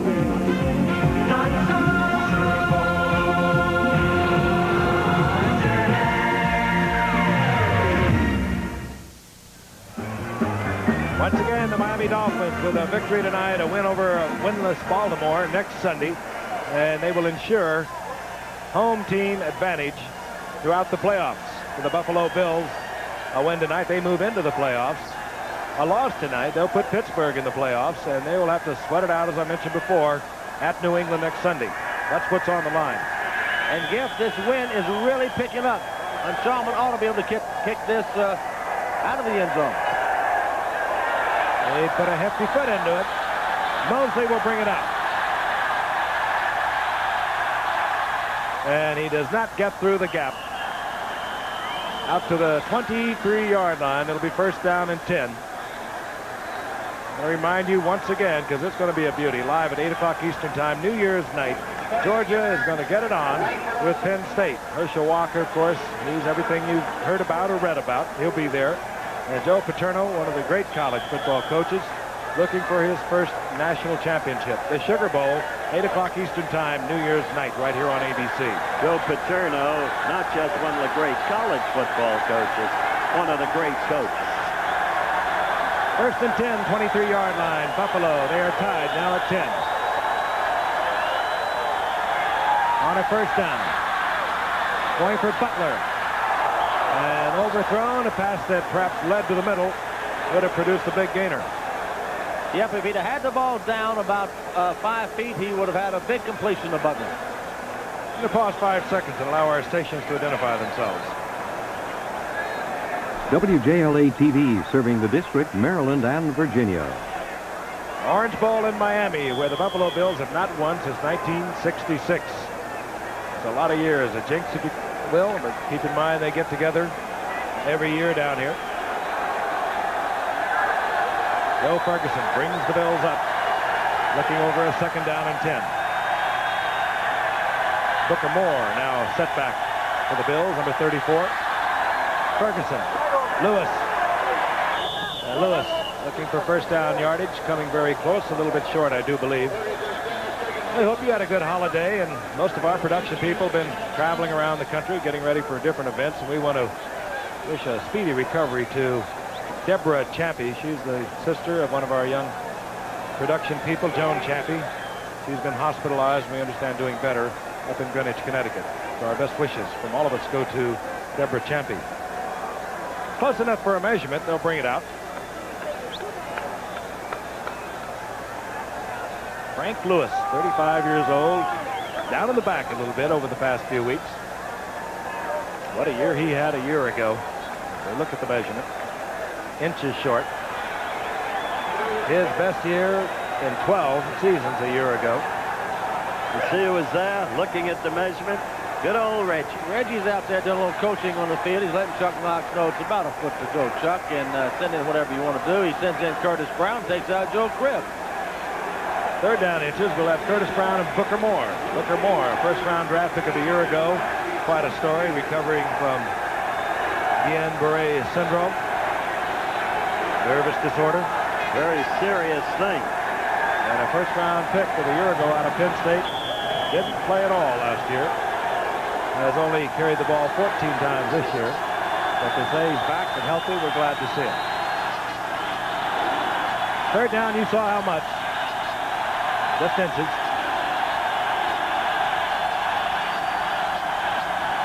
Booker Moore. He'll get the first down. And the Bills stay alive on this drive with 10:07 remaining in the third quarter.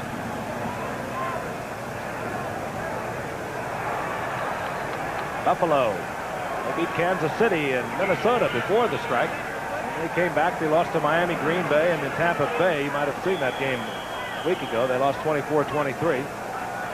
They also beat Baltimore and Pittsburgh. That was a tough loss to Tampa Bay, Frank. They had him on the hip, easy field goal position. Less than a minute. Unaccountably, Roosevelt Leaks fumbled. First down and 10. 34-yard line. The Bills.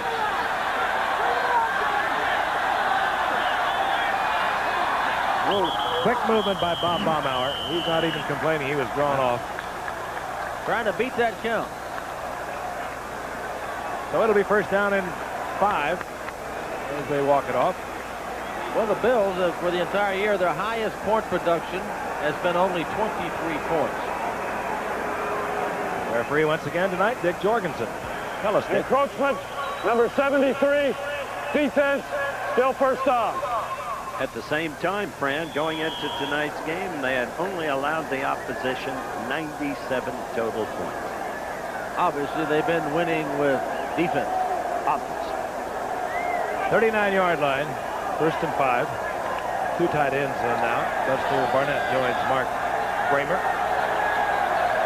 Butler stood up to the top of your screen. Cribbs. He's hit at the line of scrimmage and squeezes out a yard, maybe a yard and a half. It'll be second down and 3. Kim Bocamper defensively there for Miami. Remember the way they were busting through in the middle at the start of the game? Second and 3. Really closed down. Bocamper's moved to end by Bill Arnsparger, the defensive assistant head coach of the Dolphins, was precipitated really by the acquisition of Bob Brzezinski last week. With Brzezinski, you just got to have him in there. He is terrific against the run, number 59. Second down 3, Booker Moore. Booker Moore runs into Gordon. Harry Gordon. Jeff, as you talked about Brzezinski, there are 3 ex-Los Angeles Rams starting defensively tonight in this game. That's right. Isaiah Robertson, Simpson Bill on the Buffalo Simpson. side. Simpson and Robinson, of course, both played for Chuck Knox when he was so successful as a head coach of the Los Angeles Rams, winning 5 Western divisions of the NFC before coming to Buffalo in '78. Loss of a yard. It's third down and 4.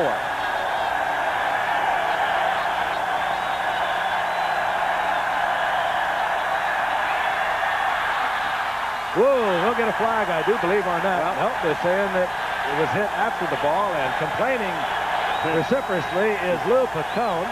Lyle Blackwood really wrapped up Picone. got his head taken off, and Jeff, I think that the replay would show us that he got hit early. Did you see Chuck saying? Yeah. Here we go. Shotgun. Ferguson's back. He gets a little pressure up the middle late, but he had plenty of time. There goes. He hit him early. No flag. 4th down. Greg Cater to punt. Tommy Vigorito at the 20-yard line for Miami. Strictly a judgmental call on that because it was really close. Vigorito can break one for you anytime. Slippery, elusive kid. Cater doesn't turn over once again. Vigorito has to rush forward, collect the ball at the 31-yard line, and Miami will have good field position. Not a good kick again by Crater. 29 yards. Miami, good field position. We'll be right back.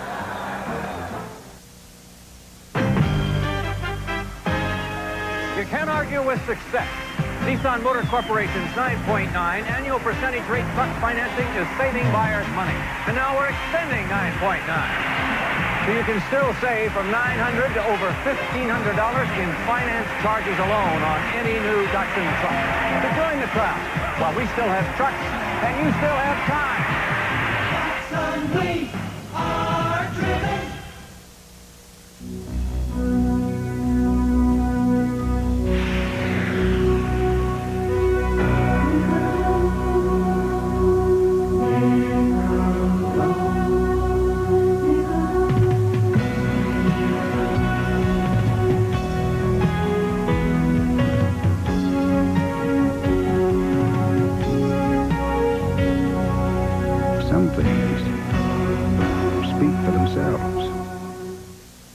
Friday the Go-Go's and Barry Manilow celebrate Dick Clark's New Year's Rockin' Eve.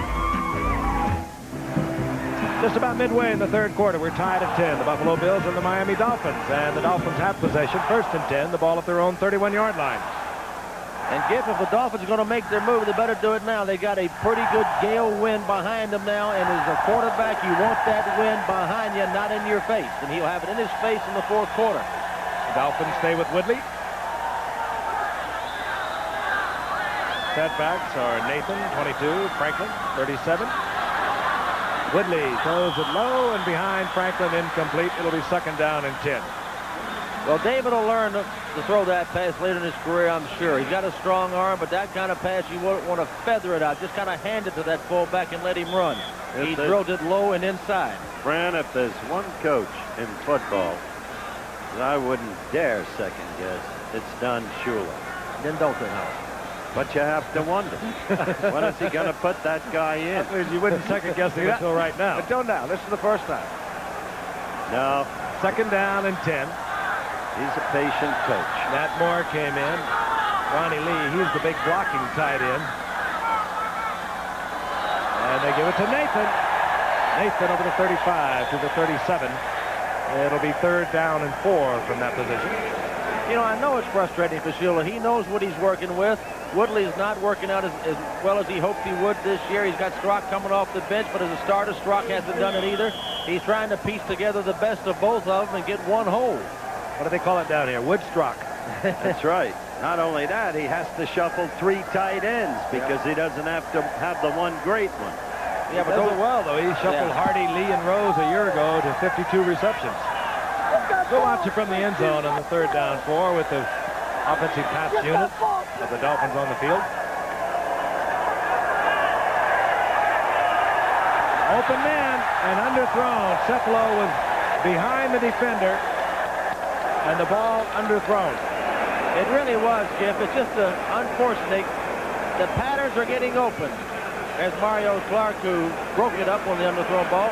But the patterns are open. Here he is. Cepalo's going down the field. Mario, he's got him beat. Mario Clark's got to be really lucky that Woodley underthrew it, because he underthrew it badly. Gave him time to come get a hand in and knock it down. Now they've got a punt. Tom Orison and Robert Holt has dropped for Buffalo.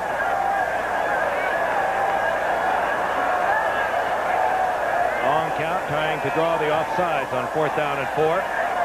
Orris just holds it as he gets no pressure, and then he bangs a beauty. And Holt out. I don't believe that. Muffed the ball at the 3-yard line and covered down there Rye Hester, I believe it is.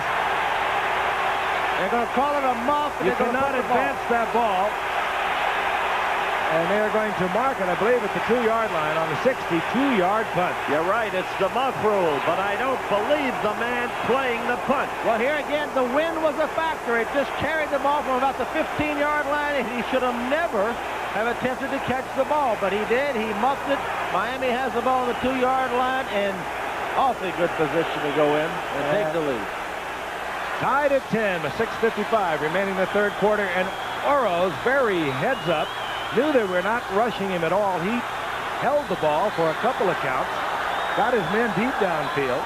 And what was good, Giff, the linemen who cannot go until the ball is kicked, they stayed and did not move. Great discipline. Yes, very good discipline. They had looked at that in the films, had seen it. They were well drilled in coach, the Shula teams always are, and they made the play. First down, goal to go.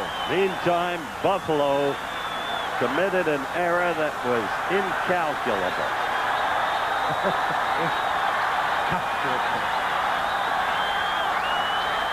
Nathan and Franklin, and Woodley rolls right. Has to throw it away. Looking into the corner of the end zone for Joe Rose. I think he's kidding. First down. Well, I know you don't like the second guess on Schopenhauer. That's not a bad call. That was good defense because you know with Woodley, if you can't throw it, you should be able to run it.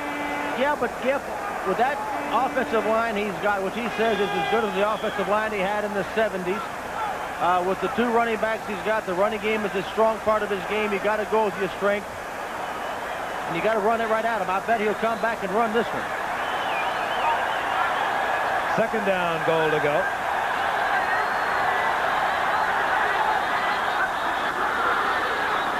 Franklin, end zone. Only the 4th rushing touchdown against the Buffalo Bills this season. But it was set up by great coverage and a very heads-up play by the punter Tom Orris of Miami. And Miami, for the first time tonight, has moved out on top. But you could see it coming. You could feel it coming. As I've said before, they had a 10-0 lead. They were driving, and suddenly they were just seeking to kick a field goal. Didn't play for a first down. Buffalo, I mean. It turned the whole game. They were playing early on not to lose.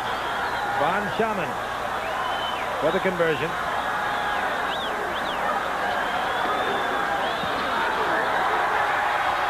And the Miami Dolphins take a 17-10 lead. 6:43 remaining in the third quarter. Andre Franklin, the second-year man from Nebraska, and he has added a lot of punch to the Miami running game. We'll be back. Hidden Television presents You Make the Call. Terry Bradshaw passes to left tackle Ray Penny for an apparent touchdown. Now, you make the call. Is it a touchdown? Hello, I'm George Plimpton. Here's an easy question for you. Okay, Mr. Plimpton. Which of these home video games looks more like a real arcade game? Intellivision Lock and Chase from Mattel Electronics? Gee, if people had this game at home, my arcade could be in big trouble. Or Atari Pac-Man? Blinky, you look pale. If you picked Intellivision, you're absolutely correct. What call did you make? Any number in the 50s, 60s, or 70s is an illegal receiver unless he first reports to the referee, who then informs the defense. As long as Ray Penny did report in, it is a touchdown. This is the ultimate contest. Number 1, Georgia. Number 2, Penn State. The game for the national championship. The Sugar Bowl. New Year's night on ABC. Orange Bowl, 75,000 plus, and they are still on their feet, applauding their Dolphins. And Uwe von Schaman will kick it off. A dangerous return to man. Mike Mosley is deep, NFL's leader through 7 games. Von Schaman will try and keep it away from Mosley. And Mosley takes it deep in the end zone, looks upfield, decides, hey, I'd better stay here. touchback, and it'll be 1st and 10 at the 20-yard line, and Buffalo trails for the first time tonight. And Joe Ferguson's got a tough situation. Miami shut off his run. They're all fired up. He's got to throw into a pretty good win now. His team is 7 down. He's not in an enviable position at all. That's the time. Understatement. Time remaining in the third quarter, and Fran has mentioned it several times. The goalposts are fairly rocking with the wind that is moving right into Joe Ferguson's face here in the third quarter. But keep in mind, he'll be working with that wind in the fourth quarter. Joe Cripps, single setback for Buffalo.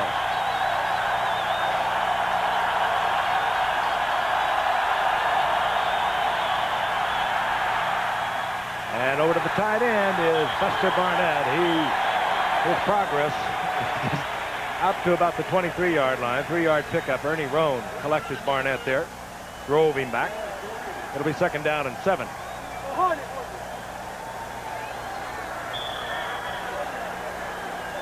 Joe Ferguson has avoided the interception tonight, except in one tip ball. Came into tonight. And after 7 games, only one quarterback, Jim Plunkett, had thrown more interceptions in the previous game. Ferguson with 14. Kramer in motion. Dangerous pickoff. Lyle Blackwood. Ferguson tried to get it into the big tight end. Blackwood was reading it all the way. And another turnover, and Miami has a 1st and 10 at the 20-yard line of Buffalo.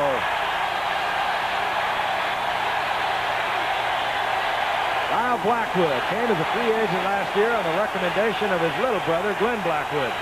Faking a pitch, gonna bootlegging out. He had plenty of time out here. No really pressure late, but he had plenty of time, plenty of vision. Blackwood was sitting there. He didn't see him, obviously. Threw it right between the 4 and the 2.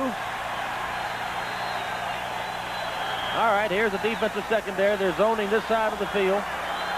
Blackwood's going to slip in, reading the quarterback's eyes, seeing the tight end come across, plays the ball well. Good defensive play. Miami, 7-point lead, 1st and 10, 20-yard line of Buffalo. Cephalo is right, Duriel Harris left. Franklin tries to get up the middle, moves to the outside. He'll get a yard, maybe a yard and a half out of that. It'll be 2nd down and 8.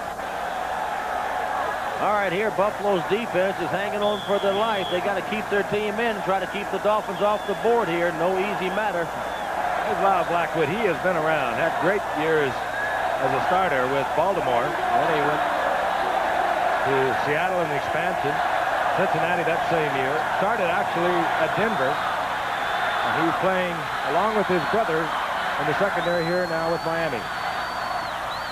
2nd and a long 8. Tony Nathan. And Nathan inside the 15 sprawls to just about the 8-yard line, where it'll be 3rd down and 3. You know, Giff, you don't see many teams that run the old, what they used to call the Green Bay power sweep with both guards out in front of a halfback. But Miami can still do it. They got 2 guards that can run. Kuchenberg and Newman. 3rd down and 3. The Dolphins charged up. Once again, a victory tonight, a victory next Sunday, and they will enjoy the home field advantage throughout the playoffs. They do have a way of winning, and Buffalo is not a come-from-behind team. Franklin, and the big man just roars inside the 5, and he does get better every time you watch him. He does. That big offensive line of Miami has taken over now. They're blowing Buffalo off the line of scrimmage. Watch the right side cave in. The Buffalo defense. Good blocking all along the right side. Blew him off the ball. Everybody. Bruce Hardy, 84. Unbelievable. Franklin now 42 tough yards on 12 carries. He needed 111 tonight to take over the NFL rushing lead from the Jet Freeman McNeil. Right behind the right side, Eric Glasgow, Bruce Hardy, Ed Newman, the whole right side, caved in the left side of the Buffalo line. Here we go again. First down, goal to go. Ed Newman, the key. Great play. Franklin inside the 5. It'll be 2nd down, goal to go. Don Shula really works a game. He does, doesn't he? It's such a contrast between the total placidity, or at least it looks that way, of Tom Landry and the emotional gyrations of Don Shula. And yet, it's not like Air Coryell. He's in control of himself. There's Arnsparger, the assistant coach, the defensive genius. And he is back. Might be time for a rollout, Jeff. Give yourself a run-pass option when you have a quarterback like Woodley. And tried to get it into Nat Moore, and he did. And he comes down with it. Nat Moore holds on. Good defensive play there against him. Really was. Charlie Romes made a good play. Nat Moore caught it on the rebound. Here he goes in motion. Willie's going to roll out and hit him very quickly. Trying to get a quick hit out to him. He underthrew him a little bit. Romes almost got an interception. Good catch. Romes and Clark are excellent corners.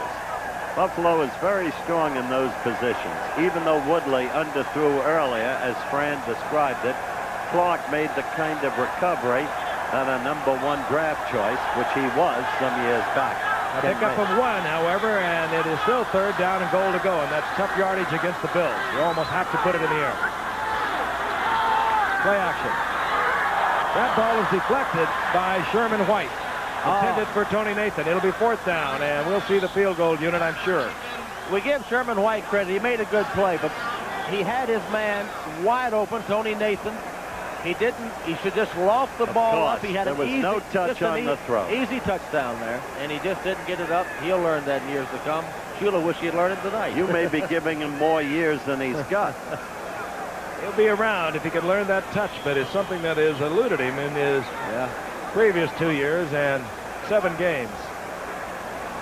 Every now and then he has moments of brilliance, and speaking of David Woodley, but it's that little special touch that separates the good ones from the great ones. Von Schaman. For the field goal. That flag is down. Now Charles Romes is pointing at Bruce Hardy. Let's see what happened here. If the penalties against the Dolphins could be critical. It is. Holding, and that will back the Dolphins up. How do you like that? Von Schaman considerably. Not only that, but knowing Shula, he wants the 3 now desperately. This makes it more difficult, but the 3 won't make him happy. He knows first down at the 5. His team should have gotten in there. Well, he had an easy touchdown. If David could just lifted the ball over Sherman Williams' head, easy throw. Holding, number 84, offense. One more try. Bruce Hardy, one more time, but a lot further. It'll be a 31-yard effort now by Von Schaman. Schaman 11 and 16 on the year. Hit a couple of key ones. A pair of 47-yarders last week to defeat the Jets 2019. Strock, of course, is the holder.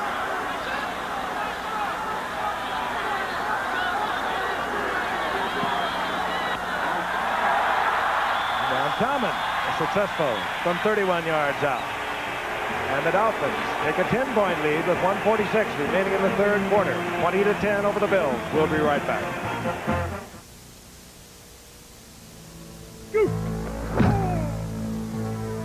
I wasn't drafted till the 7th round.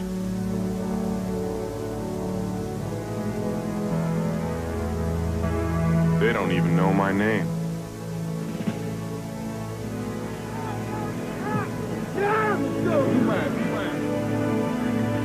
Bring out your best. The best never comes easy. That's why there's nothing else like it. Budweiser Light. Bring out your best. Budweiser Light. Bring out your best. Budweiser Light. Bring out your best.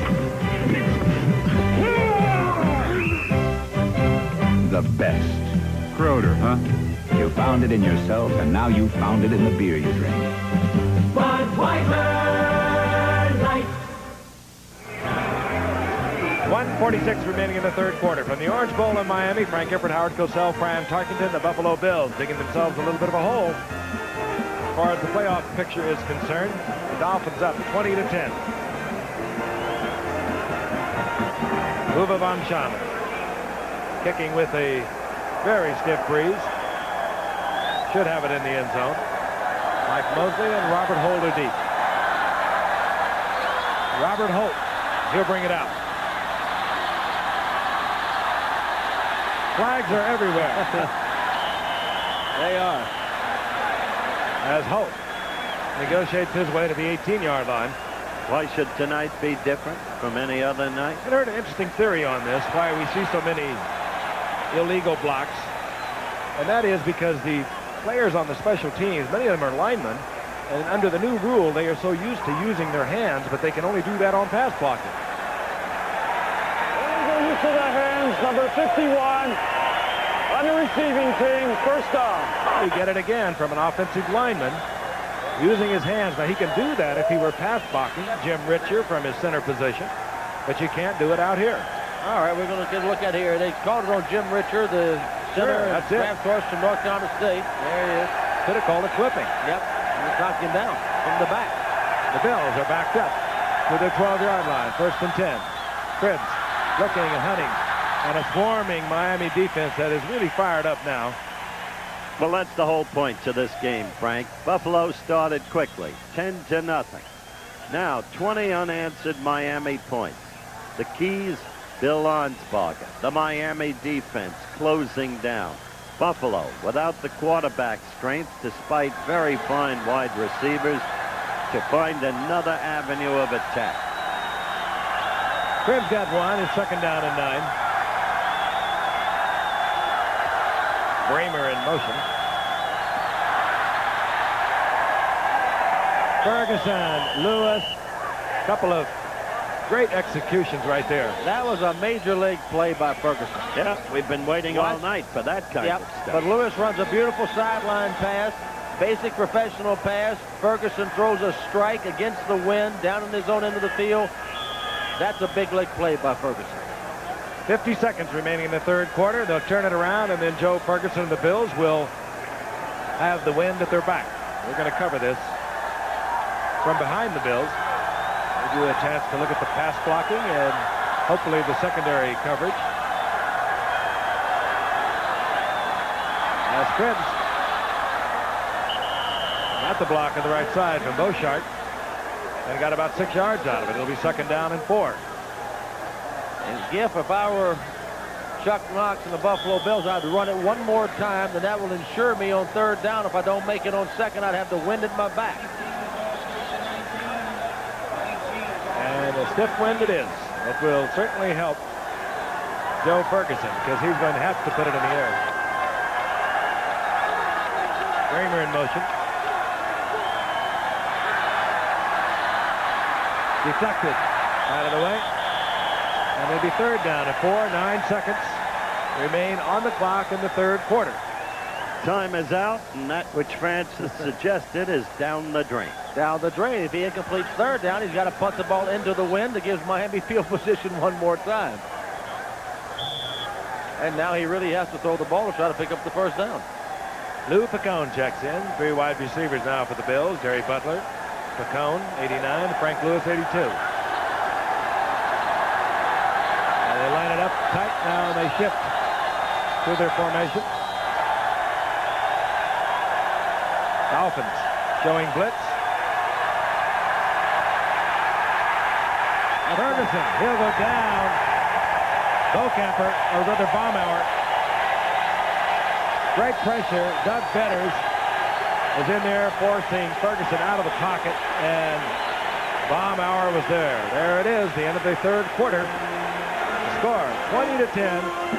Miami over the Buffalo Bills, and we'll return for the 4th quarter after this word from our local stations. Sunday, Matt Houston fights for a heavyweight to prevent a death in the ring. Then, my name's Bond. James Bond. 007 takes over like nobody else. The cards say we will be lovers. Jane Seymour and Roger Moore live and let die. Parental discretion advised. You want a 1983 Toyota? Yes! Well, now's the time for you to make your best deal. It's your annual Toyota Sell-A-thon. Who wants the deal on the all-new front-wheel drive Tercel and the luxurious twin-cam Cressida? Toyota dealer. Nobody else. Immediate delivery in our big inventory. Hey, you need financing? We can help. Look for this sign at participating dealers. They'll be open late. Don't wait. See your Toyota dealer now.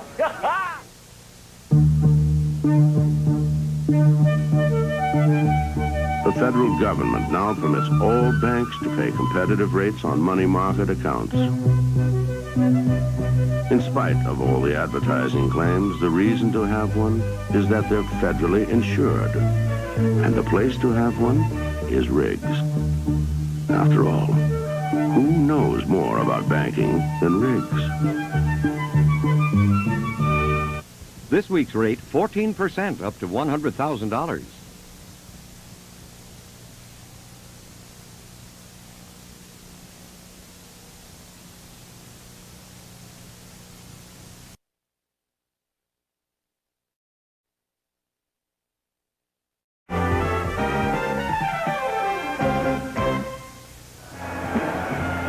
Greg Gator will have an opportunity as we begin the fourth quarter to kick with a very stiff breeze.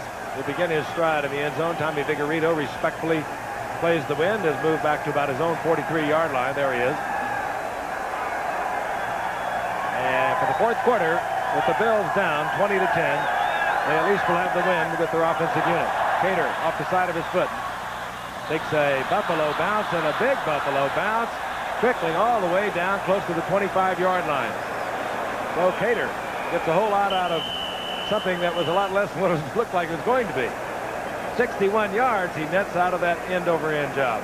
All right, let's put this game in perspective in next week's too. Next week's game is important to Dallas. Could be very important because what they seek is home field advantage. Should Washington lose, a Dallas victory would give them that home field advantage for the playoffs. The Vikes clinched based on conference record despite their loss to the Jets yesterday.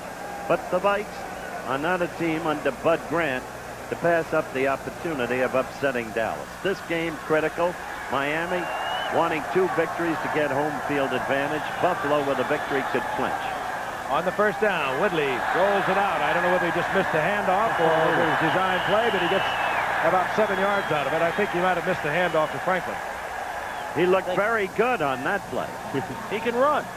All right, smart thing. He followed the running back, too. That's right. Total yards. Buffalo still dominating. Time of possession virtually equal. Turnovers equal. The difference, I believe, in this game, philosophy of play. I really do.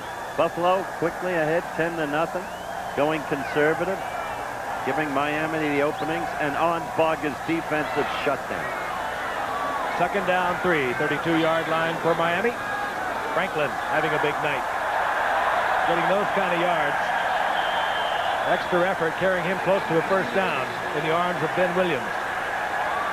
I think there's an addendum needed, Frank, for the Dolphins to have the home field advantage all the way through. The Raiders would have to lose next week to San Diego. That's right. Now that is not improbable. Absolutely not. One of the Chargers averaging 45 points in the last 3 games. Yeah. Dan Fouts is about as hot as you're ever going to see a quarterback. That's true, Absolutely. But he's not going to see the 34 defense. He's going to see a 4-3. He better be ready, and that team better be ready. First and 10, blitz on. Franklin bounces off Ben Williams, gets a couple of yards out of it. The Raiders, second down and 8. The Raiders are a tough defense, however, but I don't think anybody really bothers or scares Dan Fouts. I've never seen a quarterback play any better than he's played the last few weeks. Well, I think that's fair. In the fourth quarter, Dolphins 20, the Bills 10. Dolphins working on the ground. Second down and 8.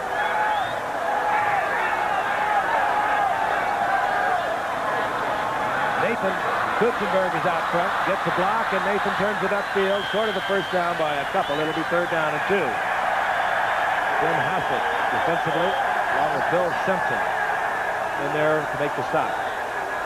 Again, if this is the time of the game when you have a 10-point lead, the cream really comes to the top, because if you can run the ball in this situation, you can win football games. If you can't, you lose them. The Miami has already had 1 first down rushing. They're close to a 2nd first down rushing. As you see Nathan get tackled by Isaiah Robertson and Haslett and Simpson. And then we have a little extracurricular activity going on there. They've marked the ball inside the 43, so it's going to be a long 2. Third down.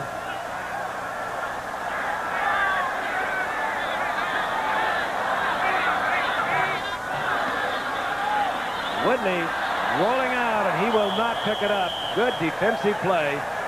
Great defensive play, by the way, from the cornerback Mario Clark, who just pursued that and brought down Woodley. That's the guy I was talking about, a first-round draft choice 9 long years ago.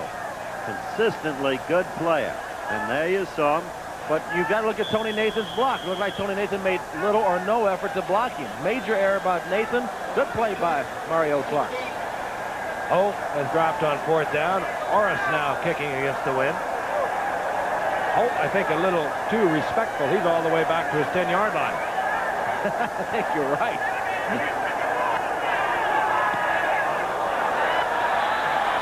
Now he takes it to 15.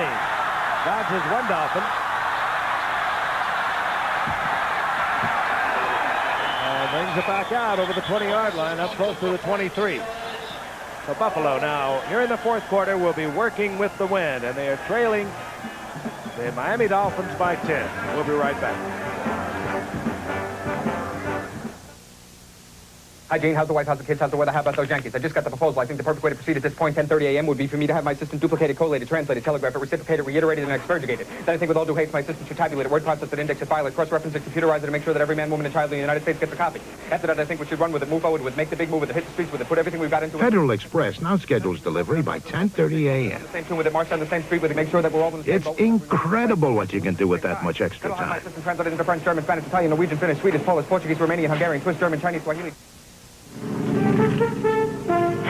know, the records show that race car driving is actually safer than driving on the streets. The drivers here are professionals, and you know what to expect. Still, I wouldn't dream of turning a lap without belting myself. And now for the tricky part. Drive home. First thing I do is buckle up. If you don't belt yourself, you're just kidding yourself. This message is brought to you by Nissan Motor Corporation and your Datsun dealer. 11 minutes remain from the Orange Bowl in Miami regulation play. The Bills have the football. First down, 10, just out over their 23-yard line. Frank Lewis, top of your screen. Jerry Butler split to the left. Bramer in motion. Joe Cribbs. That's the play. They broke for 63 yards and a touchdown in their first offensive play of the game. And this time it picks up a quick 8 yards. They got 8 yards, but in all fairness, to the running game at this point, I would have 3 wide receivers in and be chunking it. But they've got 2 wide receivers, their tight end Mark Bramer. Maybe they think they can run up and down the field on the Dolphin defense, but I don't think they can. It's interesting, Cribbs is not being used this season as he was a year ago as a receiver when he caught, I don't know, something like 50 passes last year. There's Cribbs getting the first down, now close to the 35, but Cribbs came into tonight's game having only caught 7 footballs, and a year ago, what did he have? I think about 50 of them. He was tremendous as a receiver last year. Particularly noteworthy in that playoff game where they beat the Jets, if you remember. Also had well over 1,000 yards rushing, but when you got a Cribbs, you get the ball to him. You're right. First and 10.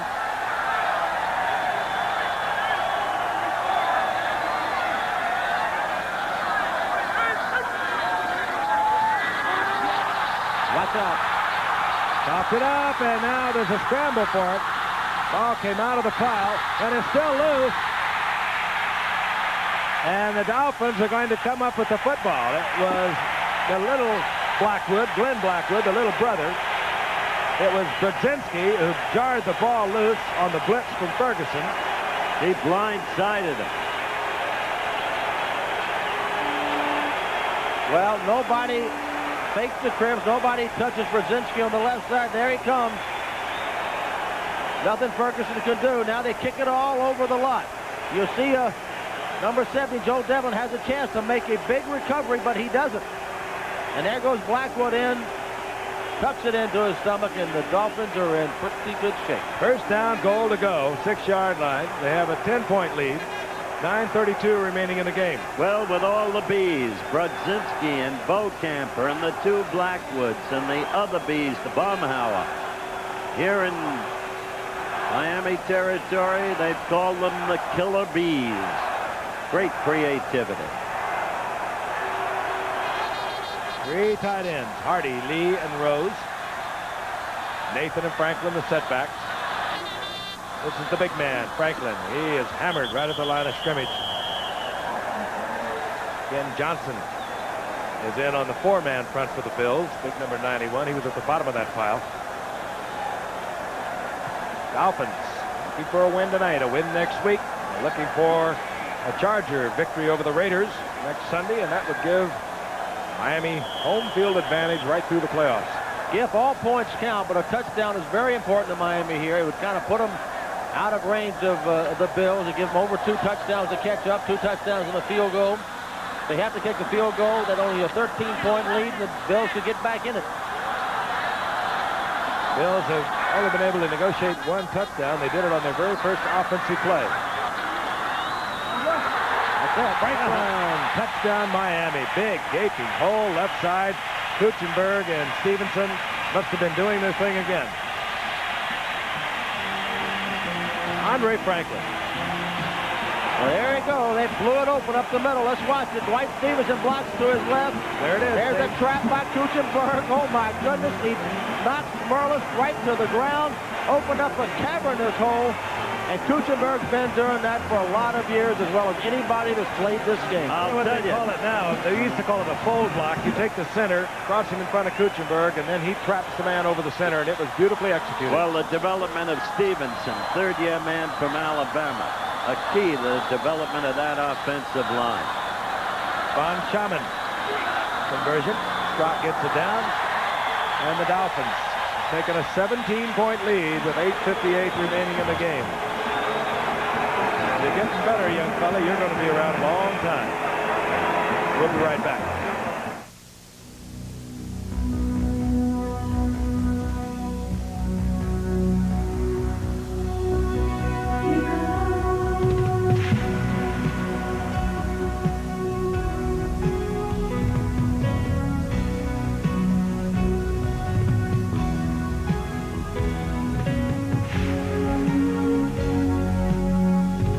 Some things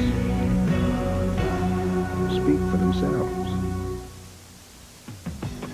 Come on, you guys, hands up. Defense! It's your broker from Dean Witter. I want to see you hustle. Some people just aren't easy to please, especially when it comes to their investments. Josie, we do it. You look like you just heard from Dean Witter. At Dean Witter, we can give even the hard-to-please investor something to smile about. Okay, let's see that defense. You look like you just heard from Dean Witter. This is the ultimate contest. Number 1, Georgia. Number 2, Penn State. The game for the national championship. The Sugar Bowl, New Year's night on ABC. The Goodyear blimp, blimping around high overhead. A beautiful night for football here in Miami. And it really has been a gorgeous day. And it's looking better than ever for the locals. Yeah, the Bills don't think it's too pretty here tonight, I don't think. They haven't for about 17 years. Headed Von to their... Schaman to kick off.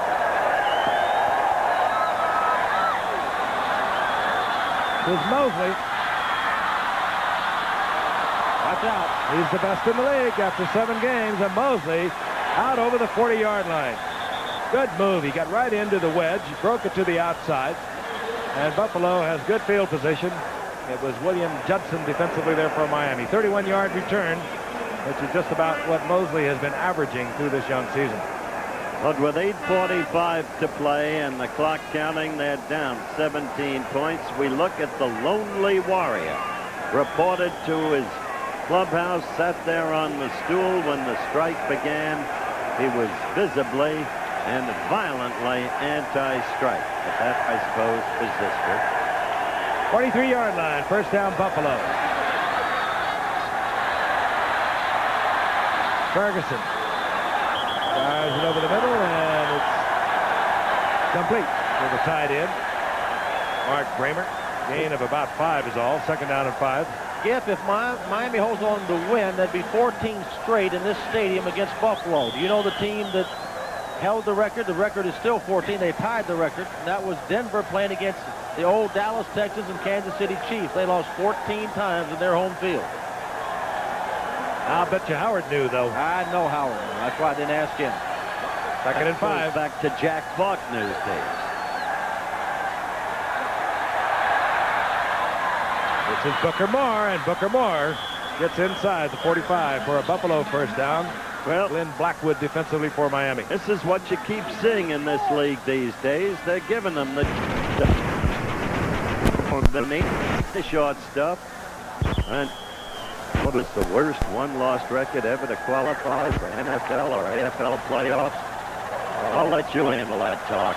I know it. I was going to let you go ahead and take a stab at it. I know it, too. First down and 2. Ferguson, Lewis, Frank Lewis. First down inside the 20-yard line. 35-year-old Frank Lewis trying to keep Buffalo in it. And if you wonder where this offense has been all night for Buffalo, you're not alone. I do, too. That's because of what I said. Yep, they're opening it up, and they're there's Lewis. giving them what they think is the short yardage. I saw the Giants lose that way yesterday when St. Louis had less than a minute to play, and the Giants had just sacked the kid quarterback Lomax twice in the previous series. I saw the Jets lose to Miami that way last week. I don't understand it. First down, 18-yard line of Miami. The Bills down by 17, trying to get back in it. Mosley in motion. Ferguson looking in the corner. Intended for Lewis and just off his fingertips. It'll be second down, 10. All right, now, Howard, please give us the answer to this question, because Giff and I know this. You know, I really don't know. I knew and I forgot. I know. You know what Brett said to Scarlett, don't you? No, but tell me. I know you are. Okay, the Houston Oilers. What was their record, though? Well, that frankly, Frank. Don't say it. Now, Howard would admit that to all of our fans out there in the world. He got a cheat sheet on that. Somebody put it in front of his face for him. Second down, 10. Lewis and Butler both top of your screen. And firing the shot into Butler. Ferguson under great pressure. Nobody touched Brzezinski, and he ran right into Ferguson's face. Nobody touched him the last time either when he caused the fumble. Short of the first down, so it'll be third down and a long 3. Ball right at the 11-yard line. I think it's now guaranteed that for the first time in the history of the NFL, a team with a losing record will make the playoffs. It's going to happen in the NFC no matter what. Third down, long 3.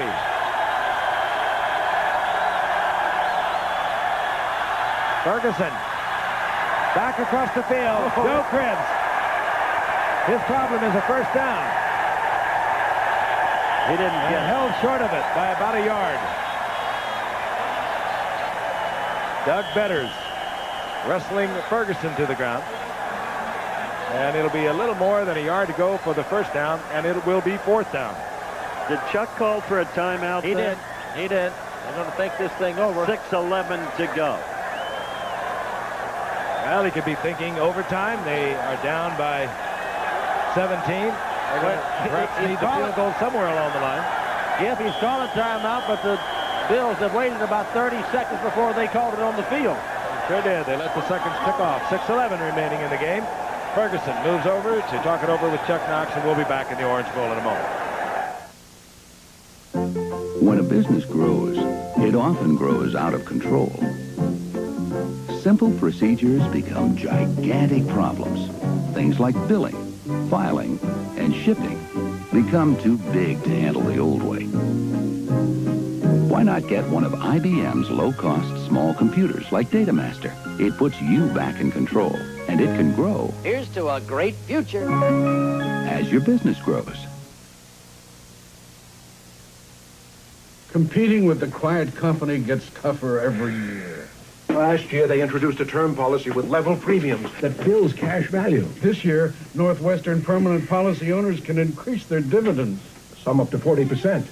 Update 83. Higher dividends that quietly improve our life insurance value. Another leadership innovation from Northwestern Mutual Life, the quiet company. They're a tough act to follow. Well, we'll get them next year. We say that every year. 4th down, 1 to go.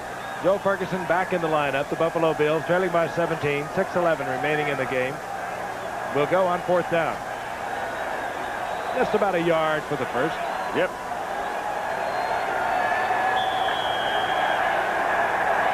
Booker Moore stays in as the big setback for the Bills if they keep it on the ground. Cribbs out of the eye. Most effective, perhaps, of the rushes.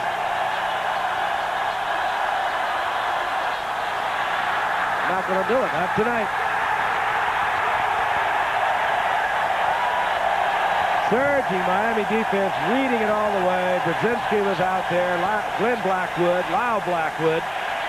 No chance at all for Joe Cribbs. And there look at Arnsparger. Is a loss of about 4, and you better believe that Arnsparger read that during that timeout. He probably told him what was coming. You know, no matter how long you've been around, Jeff, there's a veteran coach of many years. You still get excited when your defense does it like you told them to. And they do believe in him so much here. Yes, they do. He gets the print out, the frequency. He breaks it down.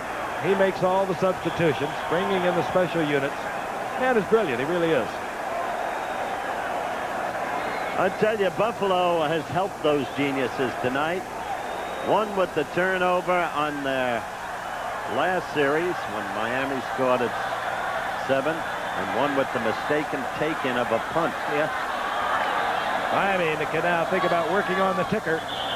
Franklin, of course, the big man there, and for Joe Ferguson, not a happy night. There have been so many bad moments for Ferguson here in the Orange Bowl. He obviously has never won here. He's having a tough year. He really is. An atypical year. When you remember that lad's courage against San Diego when he played hurt until finally had to go out, and the magnificence of his performance. Not this year. Franklin got 2, 2nd down and 8. Ball at the 21-yard line of Miami. Tony Nathan. Put it away, Tony. And Nathan very close to a first down. And for a running back at this point in a football game, you better tuck it up because the first man's going to try to make the tackle. The second man's going to go for that ball. Nathan gets the first down. 29-yard line.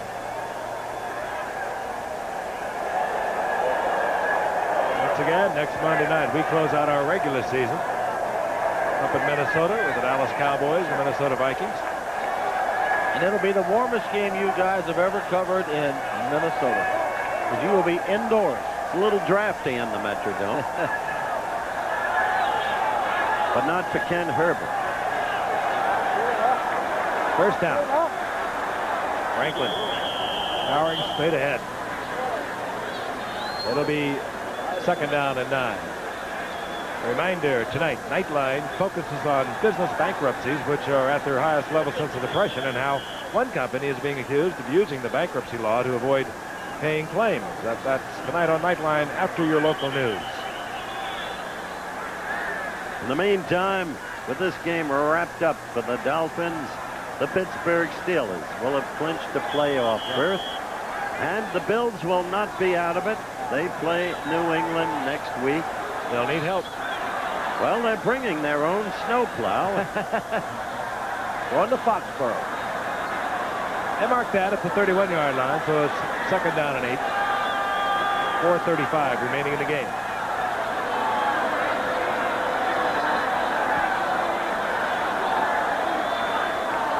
Nathan.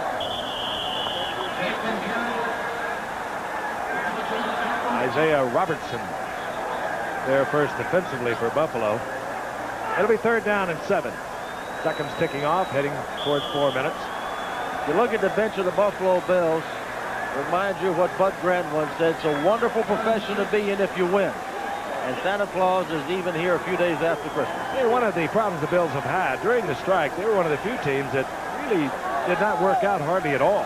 That's what they attribute Ferguson's off year to. The fact that he took it all very personally and, like Kuchenberg, was violently anti-strike. On 3rd and 7. Franklin just clutching the football, watching the seconds tick off the clock, and out comes the punting unit. Well, 3:30 left and counting down, Giff.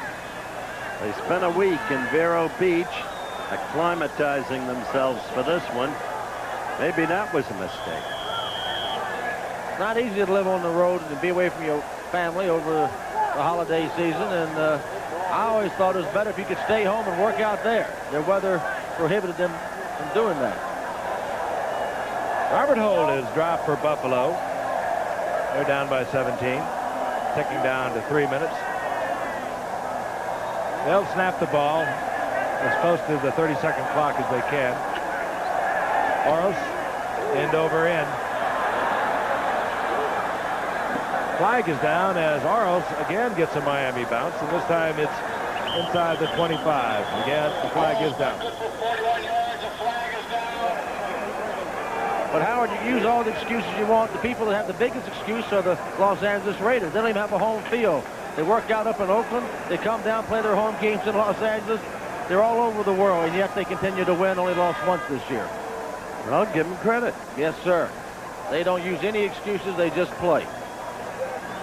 There again, an illegal block by the punt return team. They gave us the comeback of the year, down 24-0 to the Chargers, a great football team. And, of course, they'll get it on next Sunday. Illegal use of the hands, number 27, receiving team, first down. Chris Williams, illegal use of the hands, and Buffalo already deep in a hole here in the Orange Bowl, are backed up to their own 16-yard line. We'll be right back. You need this mileage. You need it now. What a number! New Nissan Sentra. You need this car. Room for 5. You need this power. I need it.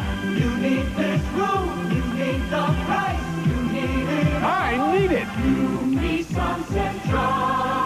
That's all. We are driven.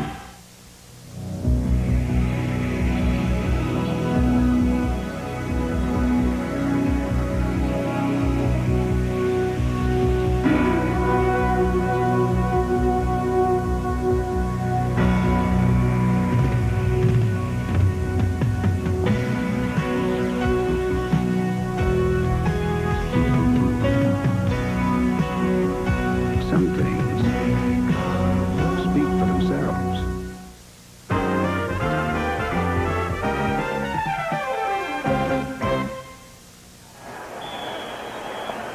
Orange Bowl in Miami, Florida, pretty much wrapped up for the Miami Dolphins. Their record will go to 6-2. They will try and beat Baltimore next Sunday and hope that San Diego can knock off the Raiders, and then the Dolphins will be at home throughout the playoffs for as long as they last. Ferguson, 1st and 10 from his own 16. That's right. He will now be at his own 8. Tim Bocamper for the Dolphins, along with Doug Betters.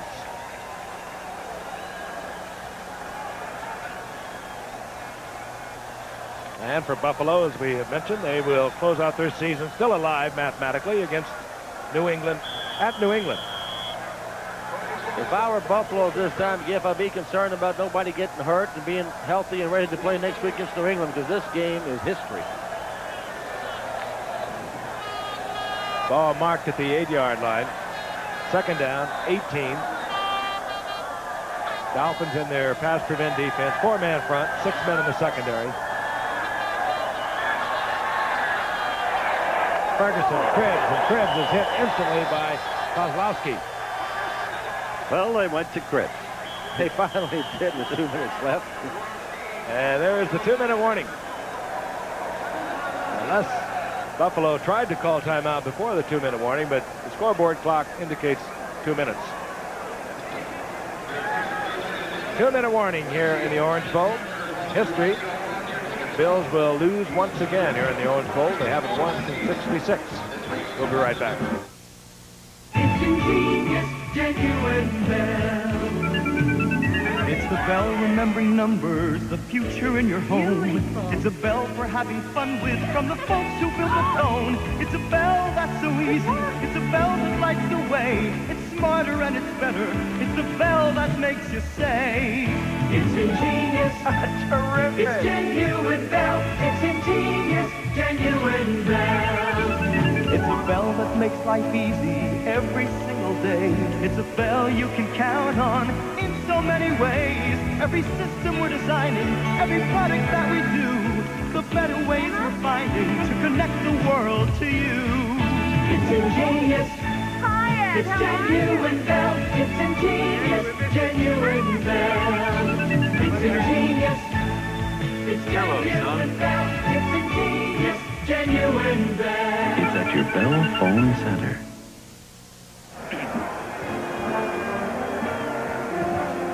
Well, our poor man's Willie Nelson not with us tonight. He'll be up in Minnesota, Fred. That reference to Don's little song that he likes to produce for us on occasion. He would have had it out a long time ago, I can tell you that. Would he ever? 3rd down and 11 as the Buffalo Bills come up in their shotgun formation. Ball just inside their own 15-yard line.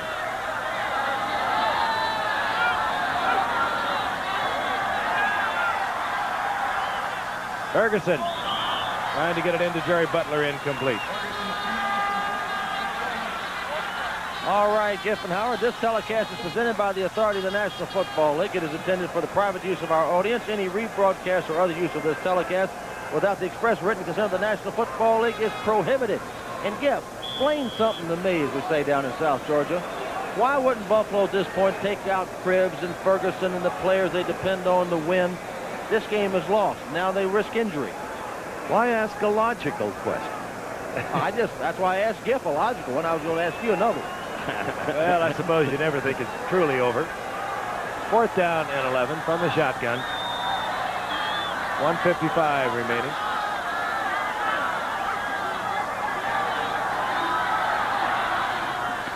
Lou Picone short of the 1st down, and Miami will have the football at the 24-yard line. Mike Kozlowski was there defensively, and credit a superb effort once again to the Miami's defense, the Miami Dolphins defense. They made the adjustment. The Bills were running on them well in the first half.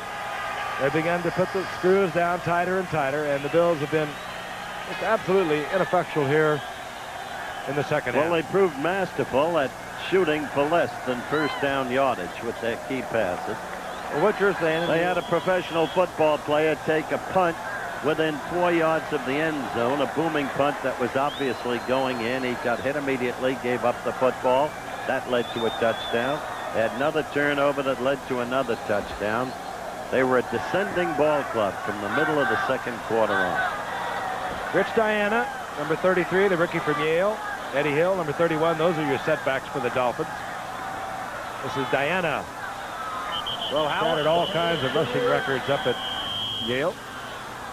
Well, Howard, what advice would you give your good friend, Coach Chuck Knox, now as he goes back to Buffalo? Take a good, hard look at himself. Where he's at, where his team is at. Bills have called timeout. They have 1 remaining. Talk to Ralph Wilson. Discuss possible sale of the club to Gifford. Oh, well, you'd be my first head coach. This ABC Sports exclusive has been brought to you by Datsun, who invites you to test drive the exciting new Nissan Pulsar NX at your Datsun dealers, and by Anheuser-Busch, St. Louis Brewers of Michelob. Some things speak for themselves. Michelob.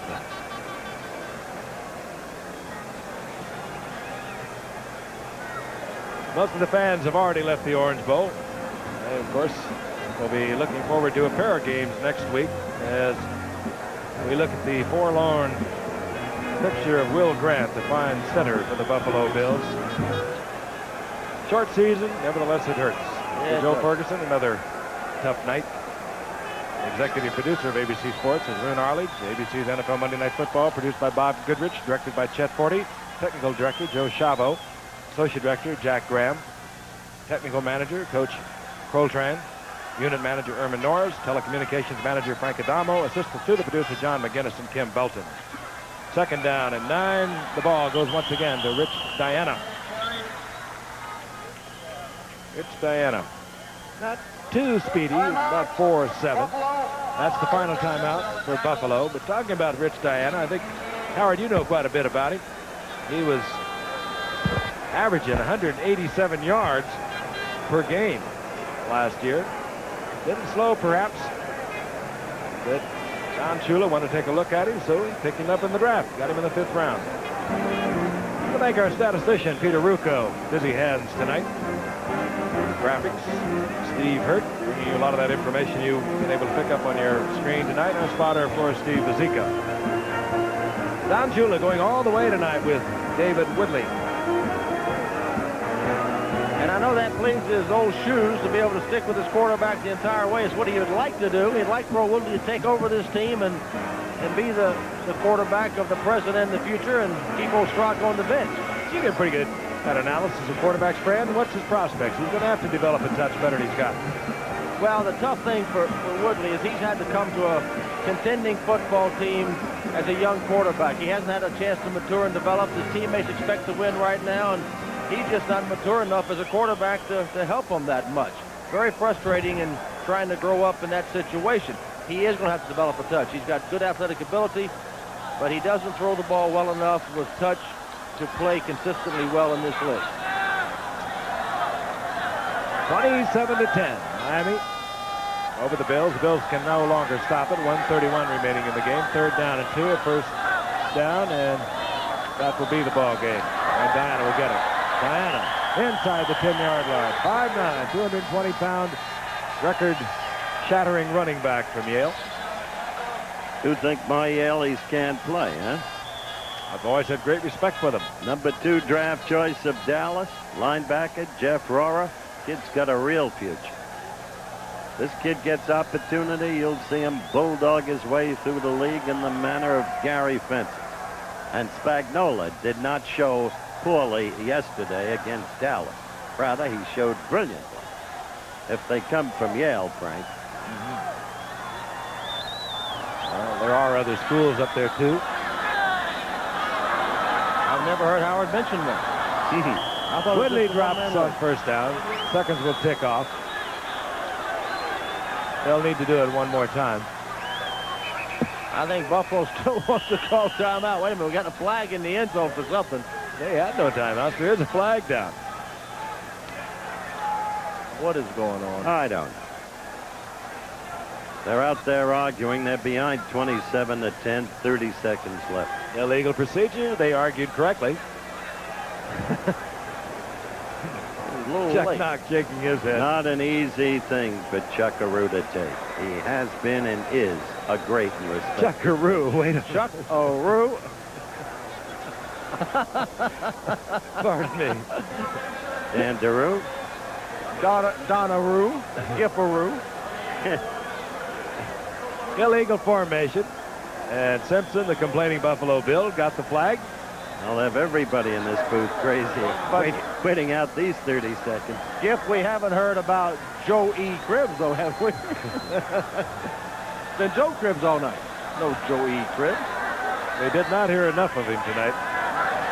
Not a Joe Cribbs. They get him the football as often as possible. Diana. You might be right, Coach. You know, huh? Diana carries the ball for enough time to run out the clock. I think they're overemphasizing athletics up in the Ivy League, Howard. Too much football in game. No, it's the music of Cole Porter, the Boo song. Buffalo goes to 4-4. The Miami Dolphins to 6-2. Buffalo will be at New England next Sunday. Could be desperate time for them, as well as New England. Miami, however, will be at Baltimore. A victory there, and they'll be looking for a loss. The Raiders to the Chargers, and they'll have the home field. We'll be back for final word. You can't argue with success. Nissan Motor Corporation's 9.9 annual percentage rate truck financing is saving buyers money. And now we're extending 9.9.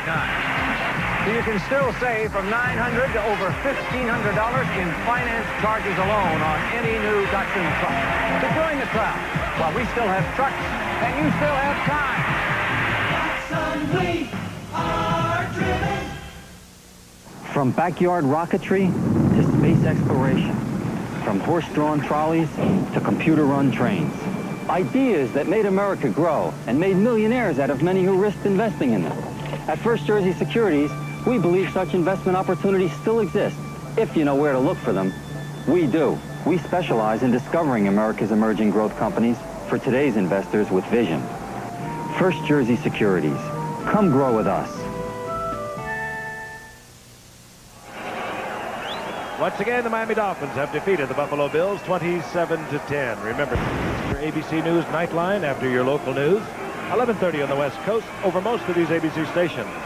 Our blip provided by the Goodyear Tire and Rubber Company. Travel arrangements made through and a promotional fee paid by United Airlines.